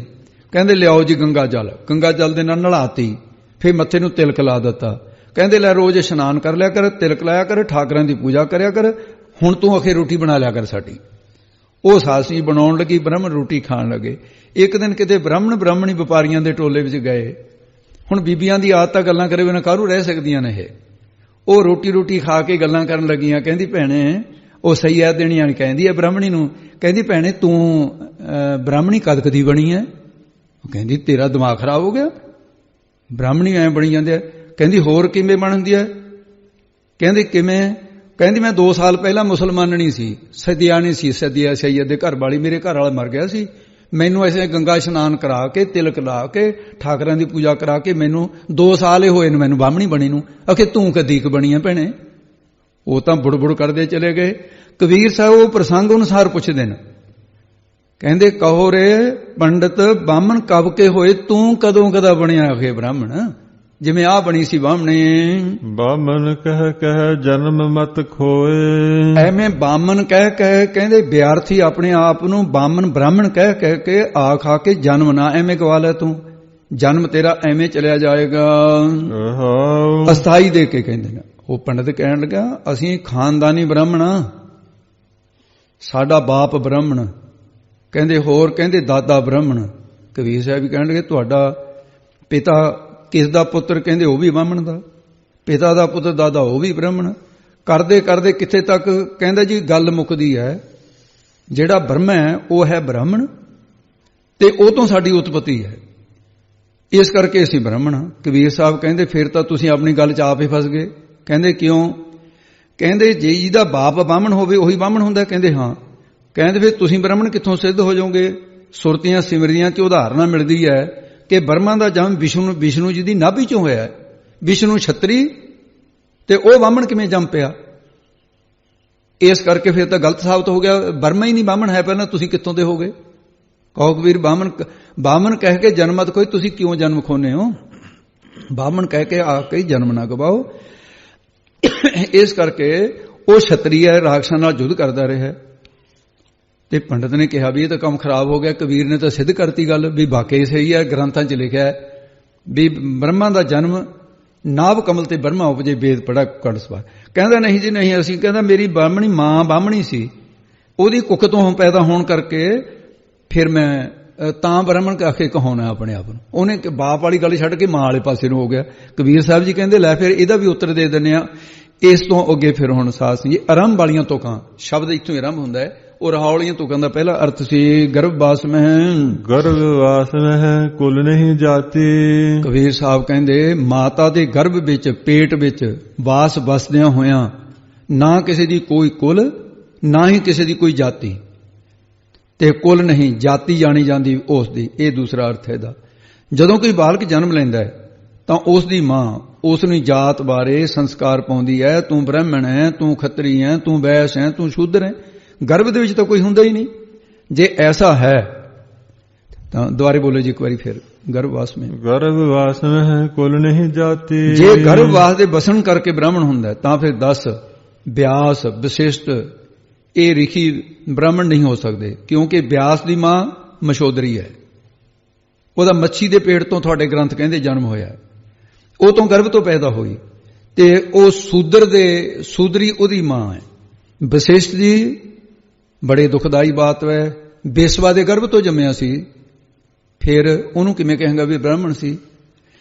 ਤੇ ਜਿਹੜਾ ਹਸਤਾਮਲ ਮੁਖੀ ਉਹ ਹਥਨੀ ਤੋਂ ਪੈਦਾ ਹੋ ਗਿਆ, ਅਤੇ ਗੋਤਮੁਖੀ ਉਹ ਸਾਧ ਸਿੰਘ ਜੀ ਕਿੱਥੋਂ ਪੈਦਾ ਹੋ ਰਿਹਾ? ਉਹ ਸਹੀ ਦੇ ਪੇਟ ਤੋਂ ਪੈਦਾ ਹੁੰਦਾ ਹੈ। ਅਈਆਂ ਜਾਂ ਬਣਤਰਾਂ ਤੁਹਾਡੇ ਗ੍ਰੰਥ ਥੋੜੀਆਂ ਲਿਖੀਆਂ ਹੋਈਆਂ ਨੇ, ਮੈਂ ਤਾਂ ਨਹੀਂ ਕਹਿੰਦਾ ਵੀ ਹੋਏ ਜਾਂ ਨਹੀਂ ਹੋਏ। ਵਿੱਚ ਪ੍ਰਬੋਧ ਚੰਦਰ ਨਾਟਕ ਉਹਦੇ ਵਿੱਚ ਲਿਖਿਆ ਹੈ ਰਿਕ ਸ੍ਰਿੰਗ ਮਿਰਗੀ ਕੁਛ ਕੌਸ਼ਲ ਔ ਗਜਨੀ ਹਸਤਾਮਲ ਜੋ ਪਜਾਏ, ਬਾਰ ਬਦੂ ਸੋ ਵਿਸ਼ਿਸ਼ਟ ਪਏ ਦੋਤਾ ਮੁਨ ਝੀਵਰ ਵਿਆਸ ਉਪਾਏ, ਸਸ ਨਾਰ ਵੇਖੇ ਰਿਕ ਗੋਤਮ ਜੋ ਪੁਨ ਮਾਂਡਵ ਮੇਂਡ ਕੀਤੇ ਨਿਕਸਾਏ, ਤਨੀਆਂ ਜੋ ਚੰਡਾਲ ਪਰਾਸੁਰ ਜੋ ਰਿਕ ਔਰ ਮਤੰਗ ਮਤੰਗਨ ਜਾਏ। ਦੱਸੋ ਫਿਰ ਕਿ ਇਹ ਬ੍ਰਾਹਮਣ ਕਿਵੇਂ ਬਣ ਗਏ? ਕਬੀਰ ਸਾਹਿਬ ਨੇ ਲਾਪਾ ਕਰ ਦਿੱਤੀ ਉਹਦੀ ਬ੍ਰਾਹਮਣ ਦੀ। ਇਹ ਸਾਰੇ ਪੁਰਾਣਾਂ ਵਿੱਚ ਲਿਖੇ ਹੋਏ ਨੇ। ਤਾਂ ਫਿਰ 10 ਬ੍ਰਾਹਮਣੀ ਦੇ ਪੇਟ ਤੋਂ ਪੈਦਾ ਹੋਣ ਦੇ ਨਾਲ ਤੂੰ ਕਿਵੇਂ ਬਣ ਗਿਆ? ਜਦੋਂ ਆ ਫਿਰ ਇਹਨਾਂ ਦੀਆਂ ਤਾਂ ਮਾਮਾ ਬ੍ਰਾਹਮਣੀਆਂ ਨਹੀਂ ਸੀ, ਉਹ ਬ੍ਰਾਹਮਣ ਕਿਵੇਂ ਬਣੇ? ਇਹ ਫਿਰ ਕਹਿੰਦਾ ਜੀ ਫਿਰ ਬ੍ਰਹਮਾ ਦੀ ਬਿੰਦ ਹੋਣ ਕਰਕੇ ਬ੍ਰਹਮ ਉੜ ਕੇ ਫਿਰ ਉੱਥੇ ਆ ਗਿਆ। ਫਿਰ ਅੱਗੇ ਕਬੀਰ ਸਾਹਿਬ ਜੀ ਉੱਤਰ ਦਿੰਦੇ ਨੇ ਬ੍ਰਹਮ ਬਿੰਦ ਤੇ ਸਭ ਉਤਪਾਤੀ। ਇਹ ਪੰਡਤ ਸਾਰੀ ਸ੍ਰਿਸ਼ਟੀ ਵੀ ਉਤਪਤੀ ਬ੍ਰਹਮ ਪਰਮੇਸ਼ਰ ਦੀ ਬਿੰਦ ਅੰਸ਼ ਤੋਂ ਹੈ, ਫਿਰ ਉਹ ਬ੍ਰਹਮ ਤੋਂ ਹੈ ਤੇ ਉਸ ਤੋਂ ਹੁੰਦੀ ਹੈ। ਤੇ ਜੇਕਰ ਬ੍ਰਹਮਾ ਤੋਂ ਕਹੋ ਤਾਂ ਬਿੰਦ ਪਾਣੀ ਤੋਂ ਹੈ, ਤਾਂ ਉਸ ਤੋਂ ਤਾਂ ਫਿਰ ਸਾਰੀ ਸ੍ਰਿਸ਼ਟੀ ਉਹ ਪਾਣੀ ਤੋਂ ਪਹਿਲਾਂ। ਜਗਤ ਦੀ ਉਤਪਤੀ ਦਾ ਕਾਰਨ ਹੀ ਪਾਣੀ ਹੈ ਫਿਰ। ਤੇ ਇਸ ਕਰਕੇ ਭਾਈ ਪੈਦਾਸ਼ ਉੱਥੋਂ ਹੀ ਹੋਈ ਹੈ। ਸਤਿਗੁਰੂ ਮਹਾਰਾਜ ਸਾਹਿਬ ਪਹਿਲੇ ਪਾਣੀ ਜੀਉ ਹੈ ਜਿਤ ਹਰਿਆ ਸਭ ਕੋਏ। ਫਿਰ ਐਸਾ ਹੈ ਕਹੋ ਰੇ ਪੰਡਤ ਬਾਮਨ ਕਬ ਕੇ ਹੋਏ। ਹੇ ਪੰਡਤ ਵਿਦਵਾਨ ਪੁਰਸ਼ਾ, ਕਹੋ ਦੱਸ ਤਾਂ ਮੈਨੂੰ ਮੈਂ ਤੈਥੋਂ ਪੁੱਛਦਾ, ਤੁਸੀਂ ਬਾਮਨ ਬ੍ਰਾਹਮਣ ਕਦ ਦੇ ਹੋਏ ਹੋ, ਬਣੇ ਹੋਏ ਹੋ ਤੁਸੀਂ? ਬਾਮਨ ਕਹਿ ਜਨਮ ਮਤ ਖੋਏ। ਐਵੇਂ ਵਿਅਰਥੀ ਆਪਣੇ ਆਪ ਨੂੰ ਬਾਮਨ ਬ੍ਰਾਹਮਣ ਕਹਿ ਕੇ ਕਿਉਂ ਤੁਸੀਂ ਆਖ ਕੇ ਹੰਕਾਰ ਕਰਕੇ ਆਪਣਾ ਜਨਮ ਹੀ ਬੇਅੰਤ ਮਤਾਂ ਖੋਵੋ। ਤੁਸੀਂ ਖੋ ਨਾ ਜਿਹੜਾ ਹੁਣ ਤੱਕ ਖੋਇਆ ਗਿਆ ਹੈ। ਅਸਾਈ ਦੇ ਕੇ ਕਹਿੰਦੇ ਨੇ, ਜਾ ਤੂੰ ਬ੍ਰਾਹਮਣ ਬ੍ਰਾਹਮਣੀ ਜਾਇਆ। ਪੰਡਤ ਕਹਿਣ ਲੱਗਾ ਕਬੀਰ ਜੀ ਨੇ ਬ੍ਰਾਹਮਣੀ ਦਾ ਪੈਦਾ ਕੀਤਾ ਹੋਇਆ ਬ੍ਰਾਹਮਣੀ ਹੁੰਦਾ। ਕਬੀਰ ਸਾਹਿਬ ਜੀ ਕਹਿੰਦੇ ਜਾਓ ਤੂੰ ਬ੍ਰਾਹਮਣ ਬ੍ਰਾਹਮਣੀ ਜਾਇਆ। ਇੱਥੇ ਫਿਰ ਹੁਣ ਬ੍ਰਾਹਮਣ ਅੱਖਰਾਂ ਚੁੱਕਣੇ, ਪਹਿਲਾਂ ਬਾਮਨ ਕਹਿੰਦੇ ਸੀ। ਹੇ ਪੰਡਤ ਅਸੀਂ ਮੰਨ ਲਿਆ ਜੀ, ਜੋ ਜੇਕਰ ਤੂੰ ਬ੍ਰਾਹਮਣੀ ਦੇ ਜਾਇਆ ਜਨਮਿਆ ਪੈਦਾ ਹੋਇਆ ਬ੍ਰਾਹਮਣ ਹੈ ਤਾਂ ਫਿਰ ਮੈਂ ਤੈਨੂੰ ਪੁੱਛਦਾ ਹਾਂ, ਤੋ ਆਨ ਬਾਟ ਕਾਹੇ ਨਹੀਂ ਆਇਆ? ਭਾਵ ਫਿਰ ਤੂੰ ਫਿਰ ਹੋਰ ਰਸਤੇ ਕਿਉਂ ਨਹੀਂ ਆਇਆ? ਆਨ ਹੋਰ ਬਾਟ ਰਸਤੇ ਥਾਣੀ ਕਿਉਂ ਨਹੀਂ ਆਇਆ? ਜਿਵੇਂ ਬਰਮਾ ਨਾਭੀ ਕੌਲ ਦੇ ਵਿੱਚੋਂ ਜੰਮਿਆ, ਨਾਸਕੇਤ ਨਾਸਾਂ ਦੇ ਵਿੱਚੋਂ ਜੰਮਿਆ ਤੂੰ, ਉਹਦੇ ਛੇਕਾਂ ਚੋਂ ਜੰਮਿਆ, ਫਿਰ ਤੈਨੂੰ ਵੀ ਫਿਰ ਉਹਨਾਂ ਰਸਤਿਆਂ ਤੋਂ ਨਾਸਾਂ ਤੋਂ ਜੰਮਦਾ ਜਾਂ ਨਾਭੀ ਤੋਂ ਜੰਮਦਾ। ਹਾਲਾਂਕਿ ਉਹ ਵੀ ਬ੍ਰਾਹਮਣ ਨਹੀਂ ਸਿੱਧ ਹੋਏ, ਪਰ ਜੇ ਉਹ ਉਸੇ ਅਪਵਿੱਤਰ ਜਗ੍ਹਾ ਤੋਂ ਜਿੱਥੋਂ ਮਹੀਨੇ ਬਾਅਦ ਔਰਤ ਦੇ ਗੰਦਾ ਖੂਨ ਜਿਹੜੇ ਸੁਰਾਖ ਸੀ ਆਉਂਦਾ, ਤੇਰਾ ਜਨਮ ਤਾਂ ਉਸ ਥਾਂ ਤੋਂ ਹੋਇਆ। ਸਾਰੀ ਦੁਨੀਆ ਉਸੇ ਥਾਂ ਦੇ ਵਿੱਚੋਂ ਭਗ ਦੇ ਵਿੱਚੋਂ ਜਨਮ ਲੈਂਦੀ ਹੈ, ਉਸੇ ਰਸਤੇ ਫਿਰ ਤੂੰ ਜਨਮ ਲਿਆ। ਤਾਂ ਆਨ ਬਾਟ ਦੁਆਰੇ ਬੋਲੋ ਜੀ। ਤੋ ਆਨ ਬਾਟ ਕਾਹੇ ਨਹੀਂ ਆਇਆ? ਫਿਰ ਸੰਸਾਰ ਵਾਲੇ ਗੰਦੇ ਰਸਤੇ ਤੋਂ ਕਾਹਨੂੰ ਜੰਮਿਆ? ਫਿਰ ਆਕਾਸ਼ ਤੋਂ ਹੀ ਆਉਂਦਾ ਫਿਰ ਤੂੰ, ਜਾਂ ਕਿਸੇ ਬਿਰਸ਼ ਨੂੰ ਲੱਗ ਜਾਂਦਾ। ਤੇ ਫਿਰ ਇਹ ਜਿੰਨੇ ਵੀ ਨੀਚ ਜਾਤਾਂ ਵਾਲੇ ਸ਼ੂਦਰ ਵੈਸ ਚਮਿਆਰ ਜਿਨ੍ਹਾਂ ਨੂੰ ਕਹਿੰਦੇ ਹੋ, ਇਹ ਵੀ ਤਾਂ ਉੱਥੋਂ ਹੀ ਜੰਮੇ ਨੇ। ਫਿਰ ਤੂੰ ਕਿਥੇ ਬਾਹਮਣ ਹੋਰ ਰਸਤੇ ਨੂੰ ਐ ਵੀ ਤੈਨੂੰ ਮੰਨ ਲਈਏ। ਬਸ ਫਿਰ ਲਾਜਵਾਬ ਹੋ ਗਿਆ ਉਸ ਵੇਲੇ ਬ੍ਰਾਹਮਣ। ਤੁਮ ਕਤ ਬ੍ਰਾਹਮਣ ਹਮ ਕਤ ਸੂਦ। ਜਦੋਂ ਕਹੀ ਗਿਆ ਨਹੀਂ ਜੀ ਫਿਰ ਵੀ ਤੁਸੀਂ ਸ਼ੂਦਰ ਹੋ, ਅਸੀਂ ਬ੍ਰਾਹਮਣ ਆ ਜੀ, ਇਹ ਤਾਂ ਮਰਿਆਦਾ ਹੈ। ਕਹਿੰਦੇ ਕਿਹੜੀ ਮਰਿਆਦਾ ਹੈ? ਤੁਮ ਕਤ ਬ੍ਰਾਹਮਣ ਹਮ ਕਤ ਸੂਦ। ਤੂੰ ਕਤ ਕਿਵੇਂ ਬ੍ਰਾਹਮਣ ਪੰਡਤ ਤੇ ਹਮ ਅਸੀਂ ਕਿਵੇਂ ਸ਼ੂਦਰ ਹਾਂ? ਸਾਬਤ ਕਰ। ਜਦ ਬ੍ਰਾਹਮਣ ਨਾ ਮੰਨਿਆ, ਕਬੀਰ ਸਾਹਿਬ ਕਹਿੰਦੇ ਕਮਾਲੇ ਆਪਣੇ ਪੁੱਤਰ ਨੂੰ ਕਹਿੰਦੇ ਹਾਂ ਜੀ, ਕਹਿੰਦੇ ਲਿਆ ਛੁਰੀ ਚੱਕ ਕੇ। ਬ੍ਰਾਹਮਣ ਨੇ ਕਿਹਾ, ਕਹਿੰਦਾ ਕੀ ਗੱਲ ਮਾਰੋਗੇ ਮੈਨੂੰ? ਕਹਿੰਦਾ ਮਾਰ ਗਏ ਨਹੀਂ, ਤੇਰੇ ਪੱਛ ਲਾਵਾਂਗੇ, ਥੋੜਾ ਜਿਹਾ ਕੱਢ ਕੇ ਦੇਖਾਂਗੇ, ਉਹਨੂੰ ਦੇਖੀਏ ਮਾਰ ਕੇ ਵੀ ਜੇ ਤਾਂ ਤੇਰੇ ਚ ਦੁੱਧ ਨਿਕਲਿਆ, ਸਾਡੇ ਚ ਖੂਨ ਨਿਕਲਿਆ, ਫਿਰ ਤਾਂ ਵਾਕਈ ਤੂੰ ਬ੍ਰਾਹਮਣ ਹੈ ਵੀ ਤੇਰੇ ਚ ਦੁੱਧ ਨਿਕਲਿਆ। ਜੇ ਤੇਰੇ ਵੀ ਖੂਨ ਨਿਕਲਿਆ ਫਿਰ ਤਾਂ ਸਾਡੇ ਵਰਗਾ ਹੀ ਆ ਤੂੰ। ਤੇ ਇਸ ਕਰਕੇ ਫਿਰ ਉਸ ਨੂੰ ਕਿਹਾ, ਕਹਿੰਦੇ ਫਿਰ ਇਹ ਦੱਸ ਤੂੰ ਹਮ ਕਤ ਲੋਹ ਤੁਮ ਕਤ ਦੂਧ। ਤੇ ਆਪਾਂ ਦੇਖਾਂਗੇ ਚੀਰ ਕੇ ਵੀ ਸਾਡੇ ਚ ਲਹੂ ਨਿਕਲਿਆ, ਤੇਰੇ ਚ ਦੁੱਧ ਨਿਕਲਦਾ ਹੈ? ਨਹੀਂ, ਖੂਨ ਹੀ ਨਿਕਲਦਾ ਹੈ। ਇਸ ਕਰਕੇ ਇੱਕੋ ਹੀ ਸਮਾਨ ਹੈ ਵੀ ਬ੍ਰਾਹਮਣ ਕਿਵੇਂ ਹੋ ਸਕਦਾ? ਫਿਰ ਪੰਡਤ ਨੂੰ ਕੋਈ ਵੀ ਗੱਲ ਨਾ ਆਈ। ਤਾੜੀ ਵੱਜ ਗਈ, ਕਬੀਰ ਜਿੱਤ ਗਿਆ, ਕਬੀਰ ਕਾਂਸੀ ਜਿੱਤ ਗਈ, ਕਾਂਸੀ ਜਿੱਤ ਗਈ। ਕਬੀਰ ਸਾਹਿਬ ਕਹਿੰਦੇ ਤੁਸੀਂ ਚੰਗੇ ਬੰਦੇ ਹੋ, ਜੇ ਜਿੱਤ ਹੋਗੀ ਤਾਂ ਕਾਂਸੀ ਦੀ ਹੋਗੀ। ਉਹ ਤੁਸੀਂ ਸ਼ੂਦਰ ਕਹਿ ਕੇ ਤੁਸੀਂ ਵੀ ਭੰਡਦੇ ਰਹੇ ਹੋ। ਹੁਣ ਜਿੱਤ ਕਰਾ ਲਈ ਆਪਣੀ, ਹੁਣ ਤੁਹਾਨੂੰ ਕਬੀਰ ਆਪਣਾ ਲੱਗਦਾ ਹੈ। ਤੋ ਇਸ ਕਰਕੇ ਮਤ ਅਨੁਸਾਰ ਬਣਨਾ। ਕਹਿੰਦੇ ਜੀ ਵੀ ਇੱਕ ਗੱਲ ਦੱਸ ਦਿਓ ਹੁਣ। ਕਹਿੰਦੇ ਦੱਸੋ। ਕਹਿੰਦੇ ਤੁਹਾਡੇ ਮਤ ਅਨੁਸਾਰ ਕੋਈ ਬ੍ਰਾਹਮਣ ਨਹੀਂ ਹੈ? ਕਹਿੰਦੇ ਨਹੀਂ, ਐਸਾ ਨਹੀਂ, ਮੈਂ ਬ੍ਰਾਹਮਣ ਮੰਨਦਾ। ਕਹਿੰਦੇ ਫਿਰ ਦੱਸੋ ਤੁਸੀਂ ਕਿਹੜੇ ਬ੍ਰਾਹਮਣ ਨੂੰ ਮੰਨਦੇ ਹੋ? ਉਹਨੇ ਕਿਹਾ ਸ਼ੁਕਰ ਹੈ, ਚਲੋ ਬ੍ਰਾਹਮਣ ਦੀ ਇੱਜ਼ਤ ਰਹਿ ਜੂਗੀ। ਹੁਣ ਵੀ ਜੇ ਕਿਸੇ ਮੰਨ ਲਿਆ ਬ੍ਰਾਹਮਣ ਤਾਂ ਅੱਗੇ ਦੱਸ ਦੇਣ, ਕਹੋ ਕਬੀਰ। ਕਹੋ ਕਬੀਰ ਜੋ ਬ੍ਰਹਮ ਵਿਚਾਰੈ। ਕਬੀਰ ਸਾਹਿਬ ਜੀ ਕਹਿੰਦੇ ਨੇ ਜਿਹੜਾ ਬ੍ਰਹਮ ਵਿਆਪਕ ਪਰਮੇਸ਼ਰ ਨੂੰ ਵਿਚਾਰਦਾ ਹੈ ਉਹ ਹੈ ਬ੍ਰਾਹਮਣ। ਸੋ ਬ੍ਰਾਹਮਣ ਕਹੀਤ ਹੈ ਹਮਾਰਾ। ਉਹ ਸਾਡੇ ਮਤ ਅਨੁਸਾਰ ਬ੍ਰਾਹਮਣ ਉਹ ਹੈ, ਅਸੀਂ ਉਹਨੂੰ ਬ੍ਰਾਹਮਣ ਮੰਨਦੇ ਹਾਂ। ਇਹ ਸੁਣ ਕੇ ਬਾਕੀ ਦੇ ਪੰਡਤ ਕਹਿਣ ਲੱਗੇ ਕਬੀਰ ਜੀ ਸਾਨੂੰ ਤੁਸੀਂ ਨਾ ਐਵੇਂ ਗੇੜ ਦੇ ਵਿੱਚ ਹੀ ਪਾ ਲਿਆ ਤੁਸੀਂ। ਉਹ ਬ੍ਰਾਹਮਣ ਕਹਿਣ ਲੱਗਾ ਨਾ ਪੰਡਤ, ਕਹਿੰਦੇ ਅਸੀਂ ਤਾਂ ਸ਼ਾਸਤਰ ਪ੍ਰਮਾਣਾਂ ਦੁਆਰਾ ਚਰਚਾ ਕਰਨ ਆਏ ਸੀ। ਉਹ ਬ੍ਰਾਹਮਣ ਕਹਿੰਦਾ ਸਾਡੀ ਸ਼ਾਸਤਰਾਂ ਅਨੁਸਾਰ ਗੱਲ ਕਰੋ। ਤਾਂ ਉਹਨੇ ਕਿਹਾ ਵੀ ਕਿਤੇ ਫੇਰ ਫਸਾ ਕੇ ਦੇਖੀਏ। ਤਾਂ ਕਬੀਰ ਸਾਹਿਬ ਜੀ ਕਹਿੰਦੇ ਪੰਡਤੋ ਫਿਰ ਹੁਣ ਸ਼ਾਸਤਰਾਂ ਅਨੁਸਾਰ ਕਰਦੇ ਨੇ। ਇਸੇ ਤਰ੍ਹਾਂ ਦੁਆਰੇ ਬੋਲ ਦੋ ਜੀ ਇਹ ਸ਼ਬਦ, ਜੋ ਤੂੰ ਬ੍ਰਾਹਮਣ ਬ੍ਰਾਹਮਣੀ ਜਾਇਆ। ਤਾਂ ਫਿਰ ਪਹਿਲਾਂ ਦੋਨਾਂ ਪੰਕਤੀਆਂ ਦਾ ਅਰਥ ਹੈ ਸਾਧ ਸਮਝੀ। ਕਹਿੰਦੇ ਜੋ ਤੂੰ ਬ੍ਰਾਹਮਣ ਬ੍ਰਾਹਮਣੀ ਜਾਇਆ, ਇਹ ਜਿਸ ਕਰਕੇ ਬ੍ਰਾਹਮਣ ਦੀ ਨਿਆਈ ਸੁਰਤੀ ਦੁਆਰਾ ਜਾਇਆ ਪੈਦਾ ਹੋਇਆ ਬ੍ਰਾਹਮਣ ਮੰਨਦਾ ਹੈ, ਤਾਂ ਫਿਰ ਵੇਦਾਂ ਦੀਆਂ ਸੁਰਤੀਆਂ ਅਨੁਸਾਰ ਤੂੰ ਬ੍ਰਾਹਮਣ ਹੈ। ਤਾਂ ਫਿਰ ਇਹ ਦੱਸ, ਫਿਰ ਜੇ ਤੂੰ ਬ੍ਰਾਹਮਣ ਹੈ ਅੱਗੇ ਦੱਸਦੇ ਤੋ ਆਨ ਬਾਟ ਕਾਹੇ ਨਹੀਂ ਆਇਆ। ਤਾਂ ਫਿਰ ਇਹ ਦੱਸ ਆਨ ਦਵੈਸ਼ ਕਹਿੰਦੇ ਬਾਟ ਵੰਡ ਕੇ ਭਾਵ ਟੁਕੜੇ ਕਰਕੇ ਕਿਉਂ ਨਹੀਂ ਆਇਆ? ਦਵੈਸ਼ ਕਿਉਂ ਭਰਿਆ ਫਿਰਦੇ? ਕਿਉਂ ਨਹੀਂ ਸਾਡੇ ਕੋਲ ਦਵੈਸ਼ ਛੱਡ ਕੇ ਆਇਆ ਤੂੰ? ਅਸਲ ਦੇ ਵਿੱਚ ਤਾਂ ਇਹ ਹੈ ਜਨਮ ਜਾਇਤੇ ਸ਼ੂਦਰਾ ਸੰਸਕਾਰੇ ਦੀ ਜੋ ਆਤਮਾ ਵੇਦ ਪਾਠੀ ਅਭੇਦ ਵਿਪਰਾ ਬ੍ਰਹਮ ਜਨੰਤੀ ਸੋ ਬ੍ਰਾਹਮਣਾ। ਉਹ ਬ੍ਰਾਹਮਣ ਹੁੰਦਾ ਹੈ। ਤੂੰ ਦਵੈਤ ਨੂੰ ਵੰਡ ਕੇ ਨਹੀਂ ਆਇਆ, ਸਾਨੂੰ ਸ਼ੂਦਰ ਸਮਝਦਾ ਤੇ ਆਪਣੇ ਆਪ ਨੂੰ ਬ੍ਰਾਹਮਣ ਕਹਿੰਦਾ। ਸੁਰਤੀ ਅਨੁਸਾਰ ਅਸੀਂ ਬ੍ਰਾਹਮਣ ਹਾਂ ਕਿਉਂਕਿ ਬ੍ਰਹਮ ਨੂੰ ਜਾਣਿਆ। ਅਰਥ ਮੇਲਣ ਦੀ ਹੁਣ ਮੁੱਢੀਆਂ ਪੰਕਤੀਆਂ ਤੇ ਬੋਲੋ ਜੀ। ਬ੍ਰਹਮ ਬਿੰਦ ਤੇ ਸਭ ਉਤਪਾਤੀ। ਤੇ ਬ੍ਰਹਮ ਪਰਮੇਸ਼ਰ ਦੀ ਬਿੰਦ ਜਾਣ, ਉਹਦੇ ਕੋਲੋਂ ਹੀ ਸਾਰੇ ਦੇਵੀ ਕੁਲਾਂ ਦੀ ਉਤਪਤੀ ਹੁੰਦੀ ਹੈ। ਭਾਵ ਸਤ ਸੰਤੋਖ ਦਇਆ ਧਰਮ ਬੈਰਾਗ ਵਿਵੇਕ ਖੜ ਸਮਤੀ ਆਦਿ ਇਹ ਬ੍ਰਹਮ ਦੇ ਜਾਣਨ ਵਾਲੇ ਗੁਣਾਂ ਦੀ ਉਤਪਤੀ ਹੁੰਦੀ ਹੈ। ਬ੍ਰਹਮ ਪੁਣੇ ਦੀ ਨਿਸ਼ਾਨੀ ਇਹ ਹੈ ਅਸਲ ਦੇ ਵਿੱਚ। ਗਰਭਵਾਸ ਮਹਿ ਕੁਲ ਨਹੀਂ ਜਾਤੀ। ਤੇ ਇਸ ਤੋਂ ਅੱਗੇ ਫਿਰ ਮੁੱਢ ਤੋਂ ਸ਼ਬਦ ਸਾਸ ਜਿਹੜਾ ਬ੍ਰਹਮ ਬਿੰਦ ਤੇ ਸਭ ਉਤਪਾਤੀ ਇੱਥੇ ਤੱਕ ਕਹਿ ਕੇ ਹੁਣ ਕਹਿੰਦੇ ਗਰਭਵਾਸ ਮਹਿ ਕੁਲ ਨਹੀਂ ਜਾਤੀ। ਇਹ ਪੰਡਤ ਗਰਭ ਵਿੱਚ ਬਸਣ ਵਾਲੇ ਹੰਕਾਰ ਵਾਲੇ ਜਿਹੜੇ ਗਰਭ ਹੰਕਾਰ ਵਿੱਚ ਬਸਦੇ ਹੈ ਤੇ ਉਹਨਾਂ ਨੇ ਦੇਵੀ ਕੁਲਾਂ ਦੀ ਇਹ ਗੱਲ ਨਹੀਂ ਜਾਣੀ ਹੈ, ਇਹ ਕੁਲ ਜਾਤੀ ਜਾਣੀ ਨਹੀਂ ਹੈ। ਇਸ ਕਰਕੇ ਤੂੰ ਬ੍ਰਾਹਮਣ ਨਹੀਂ ਹੋ ਸਕਦਾ ਹੈ।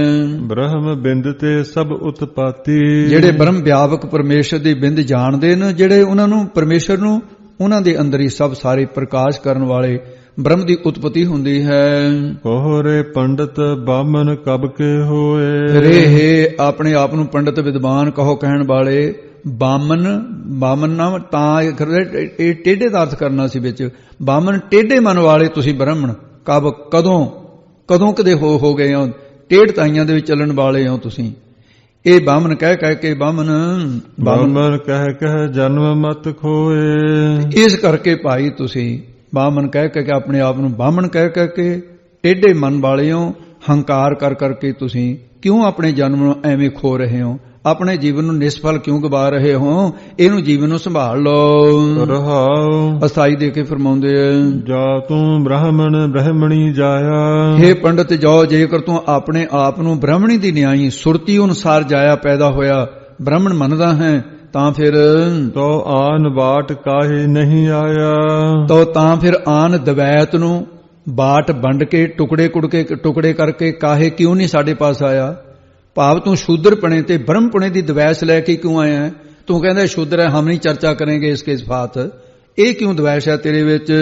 ਤੁਮ ਕਤ ਬ੍ਰਾਹਮਣ ਹਮ ਕਤ ਸੂਦ। ਤੇ ਤੂੰ ਫਿਰ ਕਿਸ ਪ੍ਰਕਾਰ ਬ੍ਰਾਹਮਣ ਬਣ ਸਕਦਾ ਹੈ। ਅਸੀਂ ਕਿਸ ਪ੍ਰਕਾਰ ਸ਼ੂਦਰ ਹੋ ਸਕਦੇ ਹਾਂ। ਹਮ ਕਤ ਲੋਹੂ ਤੁਮ ਕਤ ਦੂਧ।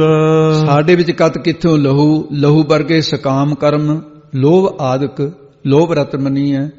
ਤੇ ਤੂੰ ਤੇਰੇ ਵਿੱਚ ਕਤ ਕਿਥੇ ਦੁੱਧ। ਹਮ ਕਤ ਲੋਭ ਬੋਲਦੇ ਦੁਬਾਰੇ। ਹਮ ਕਤ ਲੋਹੂ ਤੁਮ ਕਤ ਦੂਧ।